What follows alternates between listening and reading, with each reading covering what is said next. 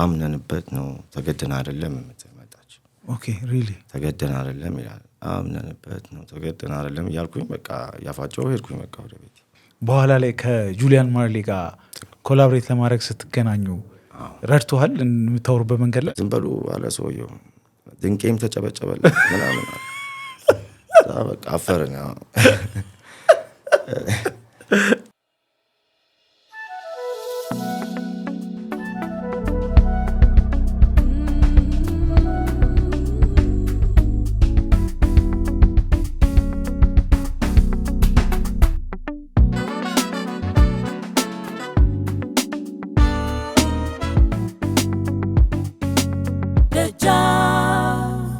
ደጃፍ ላይ እንገኛለን ካስማሳ አብሮኛል እንኳን ደህና መጣ ካስማሳ እንኳን ደህና ቆየኝ በጣም ደስ ብሎኛል በመምጣት እኔም በጣም ደስ ብሎኛል ናይስ ሰላም ፍቅር ለሁላችን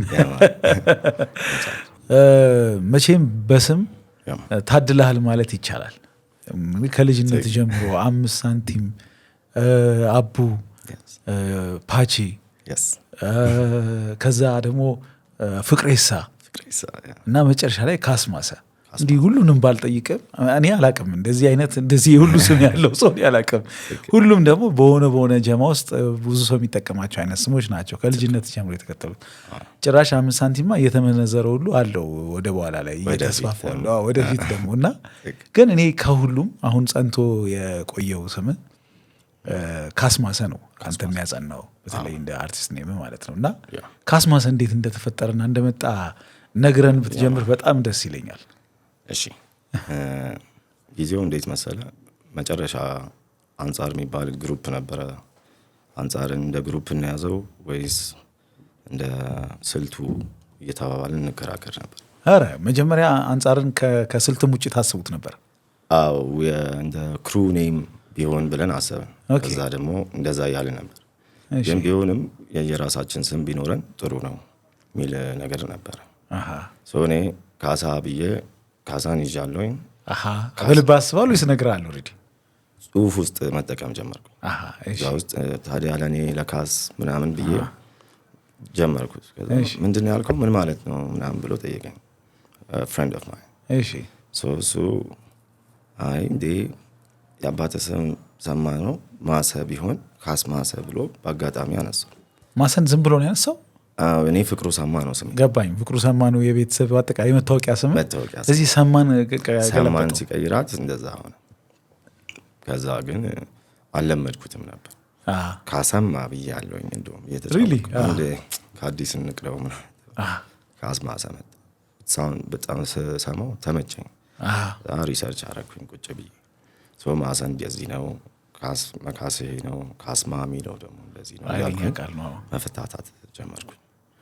ከጊዜ በኋላ እንግዲህ ለታወቅ ሲሆን አንጻር ቲሙም ሁሉም ስላልነበሩ በቃ እኔ ካስማሰን አስተዋወቅኩኝ ማለት ነው አንጻርን ደግሞ እንደ ስልት ተጠቀም ናይስ ሶ አሁን በፓቺም በፍቅሬሳም በአቡም በ5 ሳንቲም የሚጠሩ ሰዎች አሁን ድረስ አሉ ከድሮ የነበሩ አንዳንድ ሰዎች አሉ ፍቅሩ ስትባል መንገድ ላይ ትዞራለህ የኔ ነው ብለህ አለ ውስጥ ወይ ቤተሰብ አካባቢ እንደዛ የሚል ፍቅሩ ስለዚህ ስቶሪ በነገር ደግሞ እባክህ ኬጂ ያለውኝ ስሜ ፍቅሩ አልነበረም ሪሊ ከኬጂ ወደ አንደኛ ክፍል ሳልፍ ነበር የቀየርኩት እሺ አለም ሰማ ነበር ስሜ ሪሊ ያ እሺ ዋው ከዛ የሆነ ክረምት ላይ ምናምን ይሄ ልብስ ሰፊ ቦታ ሾላ ምናምን ሄድን እሺ ልብስ ሊሰፋል እዛ እንደ አለሚቱ ምናምን አለኝ ልብስ ሰፊ በጣም ተናደርኩና በቃ ይዞ ቤት ሄድኩኝ ነው ይሄ ቢቀየር ጥሩ ነው ምናምን ከዛ ትምህርት ቤቱን ማስቀየር ነበረብኝ ሄጄ ሁሉም ነገር በርስ ሰርቲፊኬት ሁሉም ኦሬዲ መታወቂያ ላይ ምናምን ወጥቶ ነበር ያ ፍቅሩ ሰማ ተባለ ኦኬ ያኛው የዓለም ጉዳይ ቀረ ኬጂ ብቻ በአለም ተጠርቻለሁ አረምልህ አሁን ከሆነ ከቤተሰብ በሱ ስም ይጠራል አጎት አክስቶች ምናምን እውነትን አለም ምናምን የሚሉኝ ሰዎች ሌላ ማላቀው ደግሞ ወደ 7ኛ ስም ማለት ሌላ በስመ አብ ይገርማል በጣም የሆነ እንትን ባህልና ወግ ላይ ደግሞ ካስማሰው ደግሞ ትላለህ ካስፈለገው ይህን ነገረው ብዬ 1888 ላይ 1888 ላይ ከዛ ሌላም ዘፈን ላይ ካስማሰው የሚለውን የሚጠቀሙ ካስማሰሺ ካስማሰሺ ትርጉማቸውን ደግሞ እየለጠጥከው ሌላም እያረኩት መጣል ይቀጥላል። እሺ ሌላም ደግሞ ለራስ እንደ አርቲስት ኔም ስም ይዘው የነበረው ስላቅ የሚልም ስም ነበር። እሱስ ደግሞ ምንድን ነው? እንደ ስም አይደለም አይደል? እሱ አይ ቲንክ ያው እሱ ስራውን ስትሰራ ግራፊቲ አርት ስለነበረ እዛ እንግዲህ ሳጠና ወኔ በውጭ ሀገር ያለውን ሁሉም ነገር በአንድ ላይ ነበር የጀመረው። ሂፕሆፕ ሙቭመንት እና ይሄ ግራፊቲ አርቱ፣ ዳንሱ፣ ዲጄ ማድረግ ሁሉ አንድ ላይ ነበር የመጣው። ሶ ምንድነው አንድ ሰው እዚህ ጋር ራፕ እያደረገ ወይ ደግሞ ጓደኞቹ ምንጣፍ ይዘው ይመጣና ይደንሳሉ ምናምን። ሶ በዛን ጊዜ ስዕል የሚችል ሰው እንደ ዳንስ ኩል ማድረግ ይፈልጋል። ያንን ተሰጥኦውን ብቻውን እንዳይቀመጥ ማለት ነው። ሶ በአጋጣሚ ስሙን እንደዚህ በቾክ አድርጎ ሊጽፍ ይችላል የሆነ ቦታ ላይ እንደዚህ። እዛ ለምን እዛ ጋር ለምን አልጽፈውም ለምን እዚህ ጋር አላደርገውም እያለ ያ ቅጽል ስሙን እንዲታወቅ ያደርጋል ማለት ነው። እሱ የመጀመሪያው ታግኔም ይባላል። የብዕር ስም እንደምትለው ነው። እሱ አስፈላጊ ነበረ። ከዛ እሷን ነው የምታሳድጋት። ያ ነገር እንደ አሁን ካስማሰ እንደምትለው ትርጉም ይኖረዋል። ያ ደግሞ በውስጡ የምታብራራው ነገር ይኖራል ማለት ነው። የራስ ቋንቋ ትፈጥራለህ፣ ቪዥዋል ላንጉዌጅ ማለት ነው። ምንድን ነው ግን ትርጉሙ? ስላቅን መቼም ዩዥዋል ስላቅ አይደለም አይደል? እኔ ያው እንግዲህ ቧልት በሚለው እንደ ቧልተኛ ነው። አሁን ችግርን ለመፍታት ሰዎች ሊታገሉ ይችላሉ። ብዙ አይነት ነገር አለ። ሊካሰሱ ይችላሉ። ብዙ አይነት ነገር ብቻ የሚችሉትን መንገድ ይጠቀማሉ። የኔ ልዩ ችሎታ የነበረው አንድ የሆነ ስህተት ላይ ይችላሉ ወይም ሊቀለድበት የሚችል ነገር በአለባበስም ሊሆን ይችላል፣ በፕሮናውንሴሽን ስህተትም ኤኒቲንግ ያንን እንዲሻሻል ፈልጋለሁኝ። ልክ እንዳልሆነ መናገር ብፈልግ ያችን ነገር ጠቁምና ቀልዳለሁ ማለት ነው። ሶ ቤዚክሊ ያ ነገር በነጋታው አይኖርም፣ ይታረማል። ግን እንዴት እንደዚህ ታደርጋለህ በሚል መንገድ ሳይሆን በሾርኔ ነው። በሾርኔ በቀልድ ስትነገር ሞር በቃ ለእኔ ሴፍ ሆኖ አገኘሁት። ያ ፐርሶናሊቲ ከልጅነት ማለት ነው። ከልጅነት ጀምሮ በቃ ይሄ ነበር እኔ። ካደግክ በኋላ ይህንን ታግኔም ለመፍጠር ስሞክር ማን ልበለው ብዬ ስል ራሴን ስላቅ አልኩት። ትምህርተ ስላቅ ደግሞ የራሱ ምልክት ስለነበረው ሰው የሚመስል ነገር ያንን ደግሞ ለማምጣት ፈለግኩኝ ማለት ነው። ጊዜ ሲያልፍ ደግሞ ራሱን ነገር መበተን ጀመርኩኝና ስርዓት ላለው ቅድሚያ ብዬ በተንኩት ስላቅን። ስ ደግሞ በሳቱ ይጻፋል፣ በንጉሱ ይጻፋል። በሳቱ ስትጽፈው ያለው ትርጉም ምን ይሆናል? በንጉሱ ደግሞ ስትጽፈው ስርዓት የሚለው ነገር ስለሚመጣ ስርዓትን አመጣኝ። በዛው ደግሞ ይገርማል። በጣም ነው ቃላት ላይ የምትጫወተው። ግን ይገርማል። ኢትስ ላይክ ዴይሊ ኤክስፐሪመንት እስካሁን ድረስ አለ።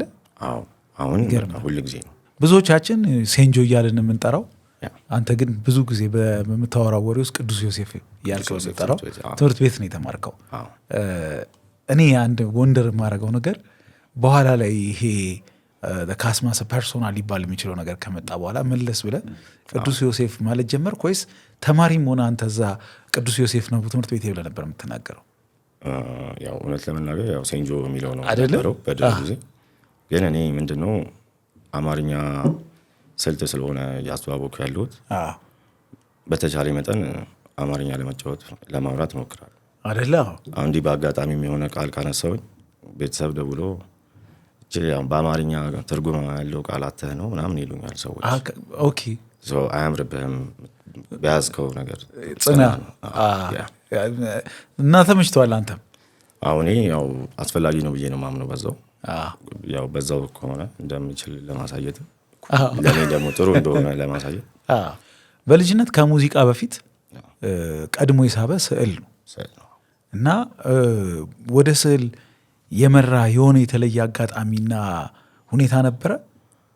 ያው እኔ እንግዲህ የሚመስለኝ ድሮ ኬጂ ላይ አንደኛ ወጣ ሁለተኛ ወጣ አትባልም። ኤ ወይ ቢ ምናምን ነበር የሚጻፈው። ያን ጊዜ ከለር መቀባት ከመስመር አለማስወጣት ምናምን ነበር። ያኔ ጥሩ ተማሪ ነበርኩ። ከዛ ግን ማትስ ምናምን ሲመጡ ዲፍረንት ይሄ ዝቅ ማለት ጀመረ። በቃ እኔ አሪፍ ነው ብዬ አሰብኩኝ። ሁልጊዜ ቤትም ቁጭ ስል የመጨረሻ ልጅ ስለሆንኩኝ አብሮኝ ጭወት ምናምን ሰው ስለሌለ መሳል ጀመርኩኝ። ገና በዛ እድሜ በህፃነት በቃ ኖርማል በቃ ድመት ምናምን ትላለህ ያለ አሞራ ተራራ ምናምን ያለ ፀሐይ ሲወጣ ምናምን እሱን ትሞክራለህ። እሱ እያደገ ቀጠለ። አሁን ለምሳሌ 4ኛ ክፍል 3ኛ ክፍል ብትጠይቀኝ ስታድግ ምን ትሆናለህ? ሰዓሊ ነው የነበረው። ሰዓሊ ነበረ። ለምሳሌ ከዛም እያደገ ሲመጣ እንቁጣጣሽ ስል እንደሚሳለው ያለ እንቁጣጣሽ ሳይሆን ቤት ውስጥ እንደዚህ ሰቃቅዬ ቤት ውስጥ ተከራዮች አሉ ምናምን ጠርቼ ገንዘብ ሰብስቤ ማቃል። ይገርማል በጣም።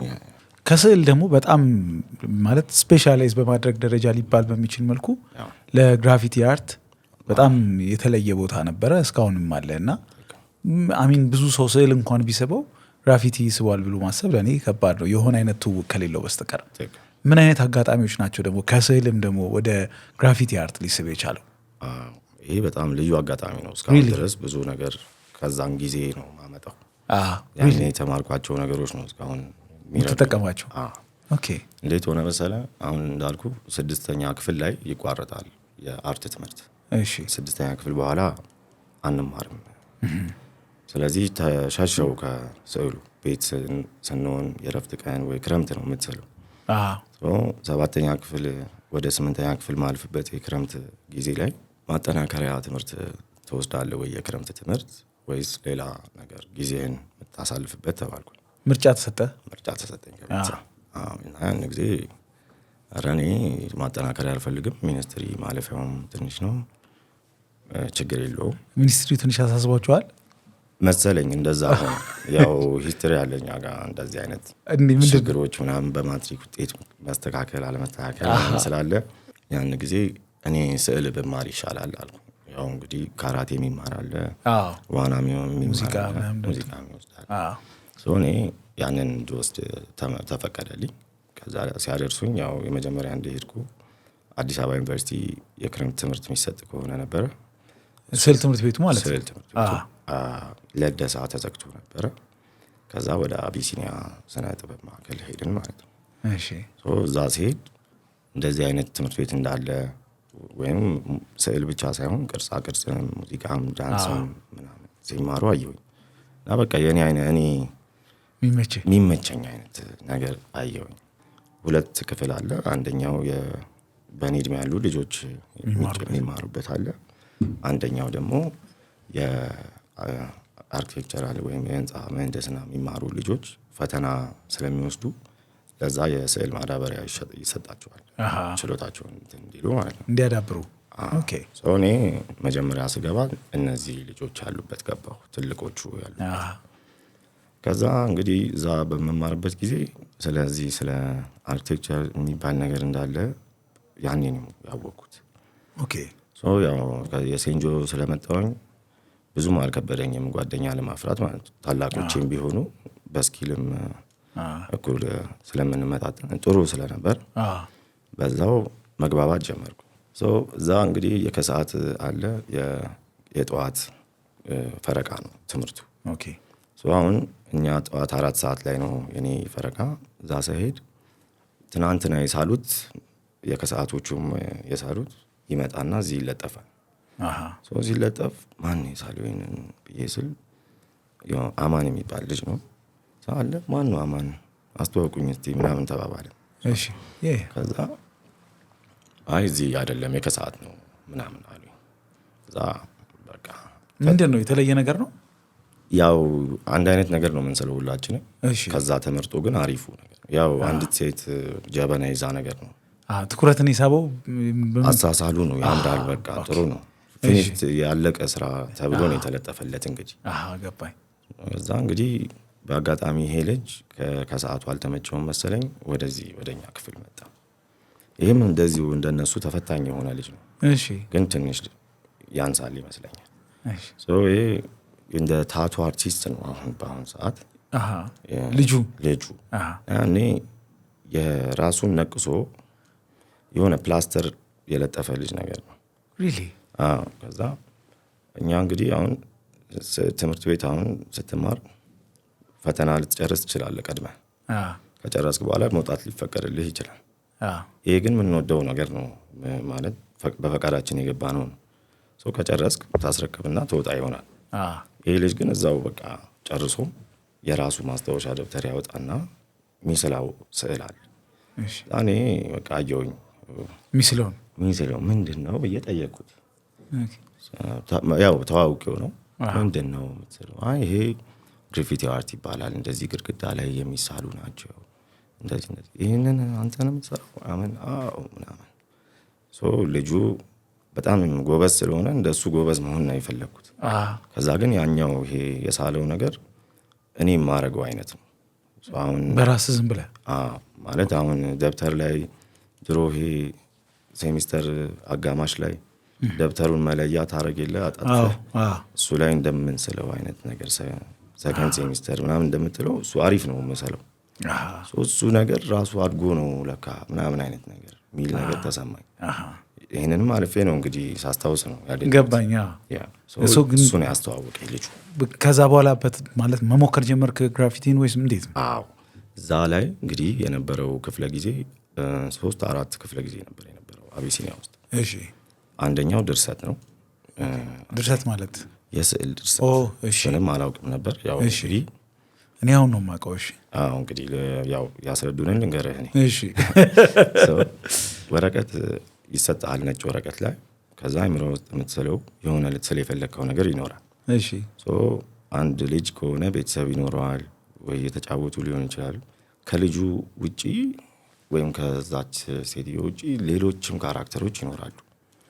እነሱን የሳልካቸውን ጭንቅላትህ ላይ በዛ ወረቀት ላይ ማስፈር ነው። በምናብ ያመጣኸውን ነገር ወረቀት እንዳትጨርስ ደግሞ በኮርነር ጠርዝ ላይ በትንሹ እንድትስል ያደርገዋል። በቃ ይሄ ሩቅ ያለን ሰው ቅርብ ያለን ሰው ብሎ ያስረዳሉ። እንደዛ አይነት ነገርም እንዳለ የመጀመሪያ ጊዜ ያወቅኩት እሱ ነው። ከዛ ሌላው እቃ ተቀምጦ እንደዚህ ስቲል ላይፍ የሚባል አለ።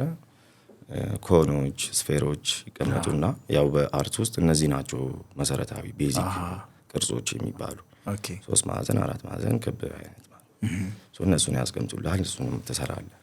ከዛ የሚቀጥለው ግን ክፍለ ጊዜ በፊደላት ነው። የአማርኛ ፊደል ይሰጥሃል። እሱን ነው የምትቀርጸው ነው። እሱ ላይ አሪፍ ሆንኩኝ። ያው ያን ልጅ ያስተዋውቀዋል። በቃ ይሄ ፍቅሩ ሰማ እንደሚለው አርጌ ስሜን መጻፍ እችላለሁ። እንደዛ አድርገህ ብቻ መጨረሻ ላይ ከስዕልህ ይመርጣሉ። ከድርሰቱም ከዚህም ከሞከርካቸው ብሔራዊ ቲያትር ስር ጋለሪ አለ። አይተው ከሆነ አስታውሳለሁ። እዛ ጋለሪ የተመረጡት ስራዎች ይለጠፉልሃል። ስንጨርስ እንደ መመረቂያ ሰፊክ ዲል ቤተሰቦችን ይዘህ ታሳያለህ። ያኔ ከተመረጡልኝ ስራዎች 2-3ቱ ይሄ ፊደሎቹ ነበሩ። ድርሰት አንድ እንደ ኤንቲዮ አይነት እረኛ ዘንግ የያዘ ነገር የጫነ ውሃ ጀሪካን የጫነ ሰው ስያለው። እቃ ካልኩ ደግሞ የሆነ ጀበና ምናምን ስዬ እሱም ተመርጦልኝ ነበር። የተመረጠው ግን የፊደላት ነገሩ ይበዛል።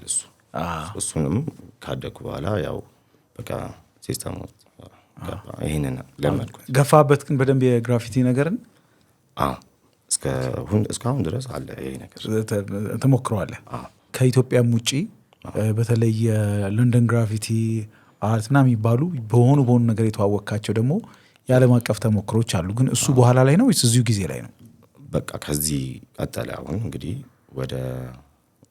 ወደ ተባለው ወደ ሚኒስትሪው ነው የቀጠል ነው። በቃ እንደ ኖርማል ነገር ትሰራዋለህ። ከዛ ግን 9-10 ሲመጣ ውሳኔ መወሰን ነበረብን ክፍል።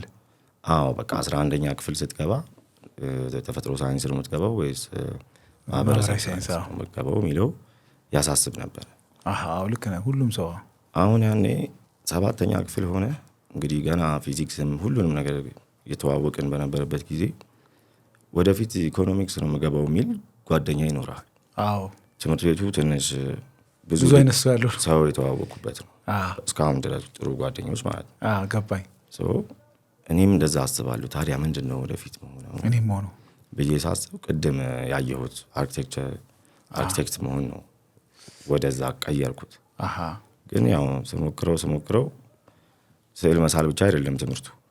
በኋላ ደግሞ ገብቼ ማትሱ ምናምን ሲመጣብኝ እንትን እንዳለን ማትሱ እንዳለ ምናምን አወቅ። እሱን ሳቅ ደግሞ ሌላ አማራጭ መፈለግ እንዳለብኝ። አትወድም ማትስ? እንደሱ አይነት ነገር ከዛ እሱን በቃ ይሄ ካልሆነ ምንድን ነው የሚሆነው የሚል ነገር ነው። በላይ አርኪቴክቸር በቃ ወጣ። በቃ እሱ ከጨዋታው እንዲወጣ።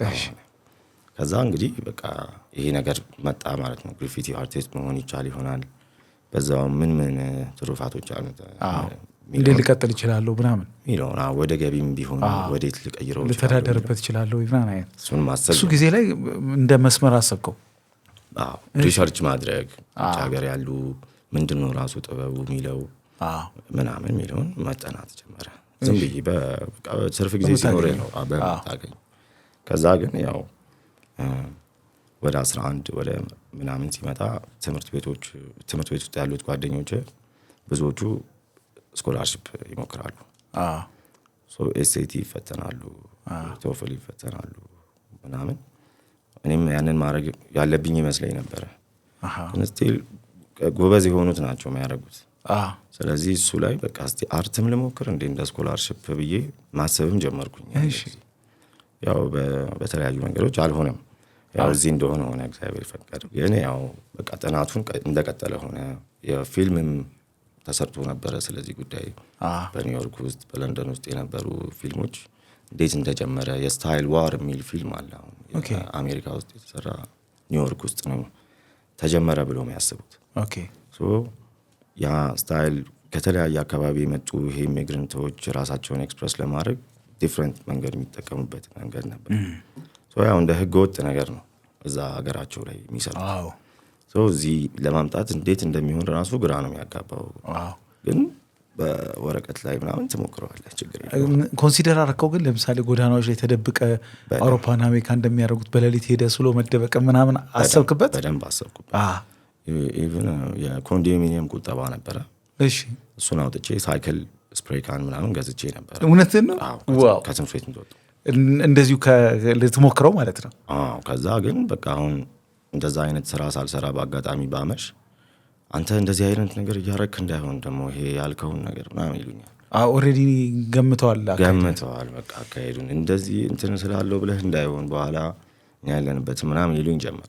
ወንድሞች ናቸው ወይስ ቤተሰብ? ወላጆች። በቃ የጭንቀት ነገር ልፈጥርባቸው ሆነ። አንተም ግድግዳ ላይ ሞከርከውም? ግን ጎዳና ላይ አሁን እኮ አልፎ አያስከስስም አይደለም? እንደዛ ካልከኝ የመጀመሪያዋን ኡራኤል ጋር ሞክሬያለሁ። ሪሊ ናይስ። መኪና ይዤ ነበር፣ የሆነ በአጋጣሚ ነበረ። አንድ ጓደኛዬን ይዤ ሄድኩ። ከዛ በቃ ሞከርኩት በወርቃማ ቀለም፣ በወርቃማ ስፕሬይ ዝገት ብዬ ነበር የጻፍኩት። ሪሊ ምንድን ነው? ያው ዝገት በራሱ ያለው ስሜት ነው። አሁን ባለው ነገር መሰልቸቱ ምናምን፣ ግን በዛ ውስጥ ያ ጽሞና እንደሚመጣ እና በዛ ውስጥ ነው ያመጣሁት። ይህንንም ነገር በመቆዘብ ነው። እንደሱ አይነት ነገር። በሌሊት ነው ሳልከው? በሌሊት ነው። ከዛ መጡብኝ ሰዎች ራሱ ፖሊስ ምናምን። ራዲያተር ፈልቶ ነው ምናምን ብለን አምታተን ነው እንግዲህ ሰላም ያርግ። በእውነት በጣም በጣም ደስ የሚል ነው። ምን ፓርት ኦፍ ዩር ስቶሪ ራሱ በሆኑ ማለት ነው። እሷን ብቻ ነው የሞከርኩ። ከዛ ውጭ ግን ካፌዎች ምናምን ሰርቻለሁኝ። ኧረ ተከፍሎ ምናምን ማለት ነው? በራሴ ወጪም ሰርቼ ካልተመቸ እኔ እቀባለሁ ምናምን ብዬ መልሼ እቀባላለሁ ምናምን ከፍለውኝም ያውቃሉ አንዳንድ ሰዎች። በእናትህ አንድ የማስበው ሆን ዲፍረንት ፖድካስት አለ አት ሰም ፖይንት እግዚአብሔር ከፈቀደ የሚጀምረው የእሱን ግራፊቲ አንተን እንድሰራልኝ የሚፈልገው በእውነት የዛ ሰው ይበለላ። ናይስ።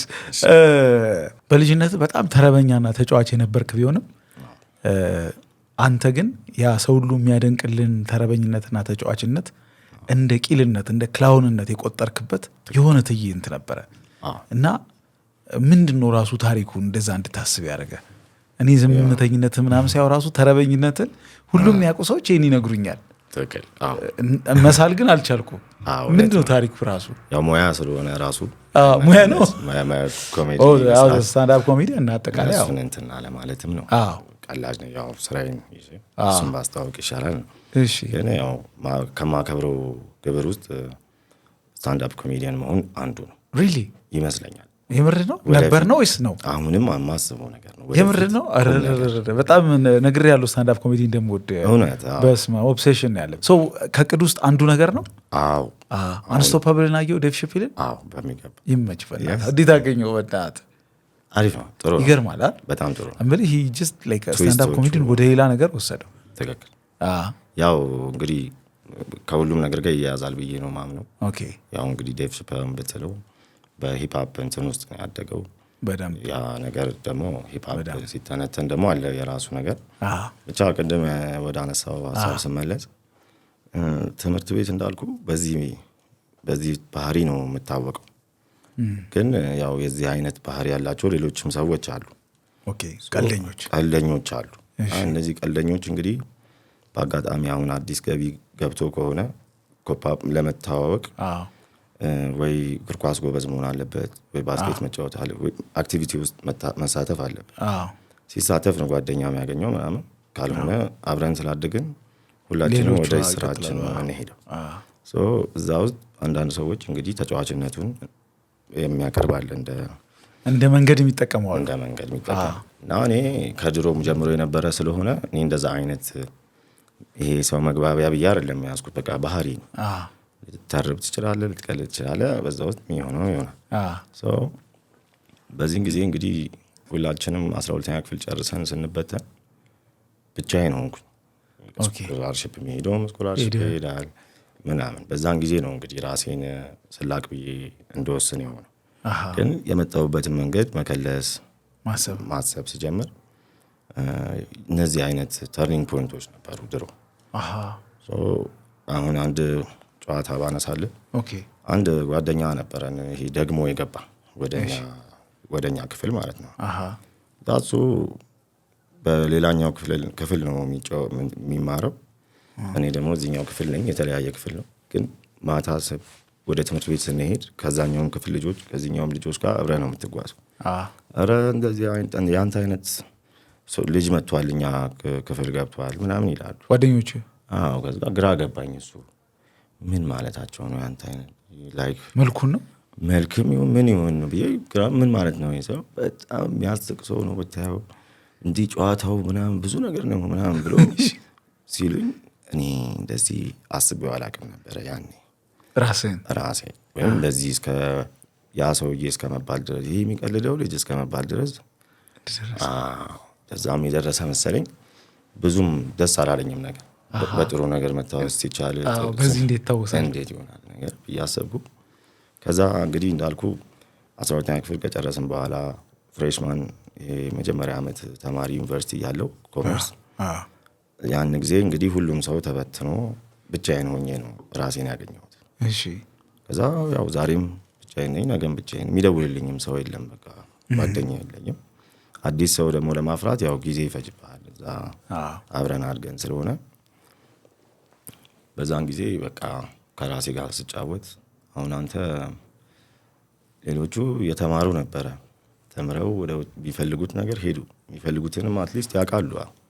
አንተ ግን ዝም ብለህ ሰው ስታዝናና ከርመህ ያው ምን ሊውጥህ ነው ብቻህን ቀረ ምናምን አይነት ራሴን ገሰስኩበት። በዛን ጊዜ እንግዲህ ቅድም ያልኩ ደግሞ የብዕር ስም የታግኒም ለግሪፊቲ እንደዛ አይነት እጩ ስሞች እየፈለግኩኝ ነበር ለእኔ ዛኔ የመዘልቅበት ማለት ነው። ያኔ ራሴን ስላቅ ብያልኩት። በዋልትኛ ነገር ነው። እስቲ ስላቅ ካለ አምጣቸው እስቲ ራስ በስራ ችግር ቅድም እንዳልኩ ችግር ፈቺ ነገር ከሆነ ከአንተ አልፎ ከጓደኞች አልፎ ገቢ ምንጭ ከሆነ ሰውን የምታስተዋውቅም ከሆነ እስቲ ቀለኛ ስላቅን እንሂልህ እስቲ ምናምን አይነት ብዬ ራስን ቻሌንጅ እንደማድረግ በቃ ፕሬሸር ማድረግ ጀመርኩ። ያን ጊዜ ያው እንዳረሰውም እንግዲህ አሁን ለራስም መነሳሻ ብለህ ጥቅሶች እንደምትለጥፈው ክፍሌ ውስጥ ሳልኩት በቃ አሁን ደጃፍ ተብሎ እንደተሰራው ግድግዳው ላይ ሳልከው ግድግዳው የራሴ መኝታ ክፍል ውስጥ ሳልኩት በትንሹ በትልቁ ሁሉም ስላቅ ነው የሚለው። እውነትን ነው ሙሉ ክፍል ጣራው ሁሉ ፒክቸር አለ። ያው ቆይ አገኘልሃል። እኔ ባይኖረኝ ወንድሜ ይኖረዋል። የሚጨቀጭቅ የለም ከቤተሰብ ምናምን ምንድን ነው የነገር ምናምን በአጋጣሚ መጥተው አይተውት ወረቀታተ ነው ምናምን ብለውኛል። አለ ወረቀትም ግን ወደዚህ ስለሆነ ከዛ ደግሞ ሳየው እንትን እንዲለኝ ነው እንዲወቅሰኝ ነው እንደቅድሙ ሀሳብ እንዲሯሯጥ ነው።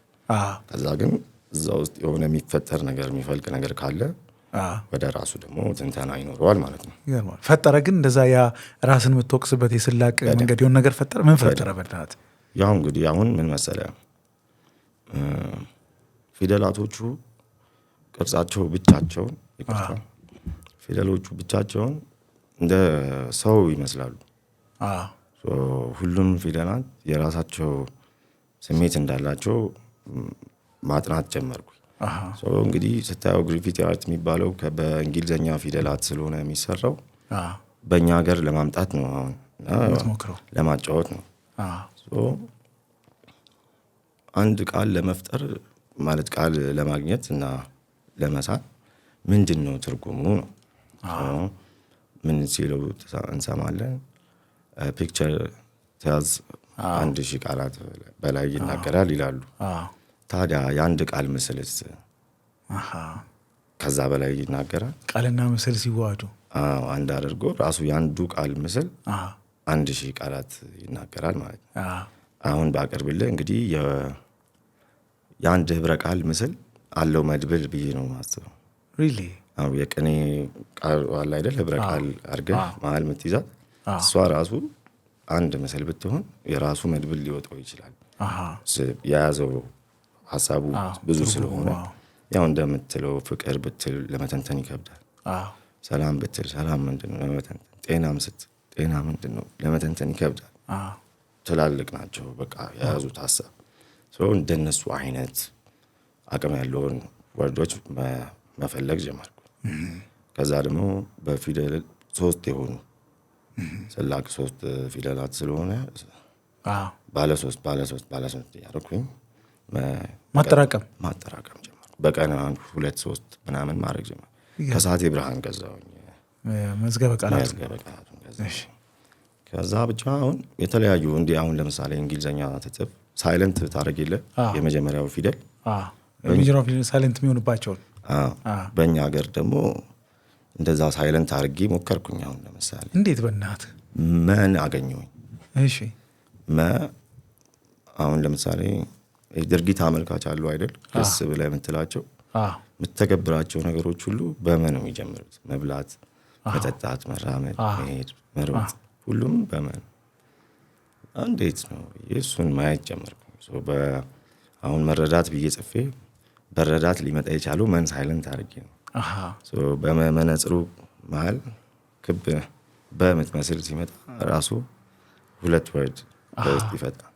ከዛ ደግሞ ሲጠብቅ ሲላላ ሚል ደግሞ አለ። አሁን ቀልድ ብለህ ብትል ብታጠብቀው ቀልድ ነው፣ ማስጠንቀቂያነት ሊኖረው ይችላል። እንደዛ አይነት አሁን ስዕል ስዬ አጥብቀው አላላው እንዴት ልንገርህ? ገባኝ። አጥብቀህ አንብበውና ይብል። እንደዛ አይነት ይሄ ማፕ ሰርተህ እዚህ ቦታ ተራራ አለ እዚህ ቦታ እንዲህ ያለ ትሌለ የአገራት ማፕ ላይ ታች ላይ ኪ ብሎ መጠቆሚያዎች መጠቆም እንደዛ የኔ ምስለውን ስዕል ሊረዳህ የሚችል እንድትገነዘቡ የሚያደርግህ ሌላ መጀመሪያ ፎርማት ነበር እየሰራው የነበረው። ላንጉ እንትኑን ማለት ነው። ገባኝ። ይገርማል። ብዙ ርቀት ነው የሄድክበት። በቃ ብቻህን ቁጭ ስትል ታደርጋለህ። የሁለተኛ ደረጃ ተማሪ እያለ ከቦብ ማርሊ ጋር በተለየ ያስተዋወቀ አጋጣሚ ነበረ።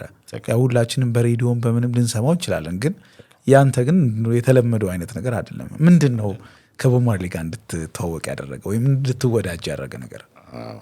በጣም ደስ የሚል ስላነሳው ደስ ብሎኛል። ያው ቤት ታላላቅ ወንድሞች ስላሉኝ ሙዚቃ ይደመጣል። ብዙ አይነት ሰዎች ሰማላችሁ። ያው በቃ የእኛም ሀገር ሙዚቃ መሰማን ነው፣ የውጭ ሀገር ተሰማል። ግን ያው ያደግኩበት ኤጅ ላይ ሂፕሆፕ በጣም ኢንፍሉዌንስ ነበረ። ሁሉም ሰው ሂፕሆፕ ነው፣ ሌሎቹን አያነጻጽርም። ከሂፕሆፕ አርቲስቶች ነው ያነጻጽረው እንጂ ሌላ ሙዚቃ አለ ተብሎም አይታሰብም አይነት ነገር።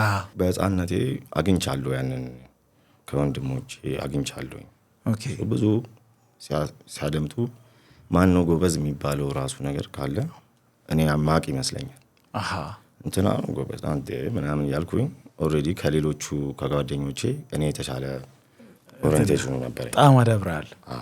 እሺ ኦልሬዲ እኔ ያንን በማቅበት ጊዜ ማያውቁ ሰዎች ደግሞ እያደግን ስንመጣ ወደ 6-7 ስትገባ ሁሉም ሰው ሂፕሆፕ አድማጭ ሆኗል። ሁሉም ሰው። አንተ ግን አድቫንስድ ነበርክ? አዎ በቃ እኔ ከዛ ወጥቻለሁኝ። በዛን ጊዜ በአጋጣሚ 9ኛ ክፍል ይመስለኛል የሆነች ሳንዲስክ ፍላሽ ሰጠኝ አንድ ዳቪንቺ የሚባል ጓደኛችን። እሺ የክላስሜት ነው? ክላስሜት ነው። እሺ ዳቪንቺ ቅጽል ስሙ ነው።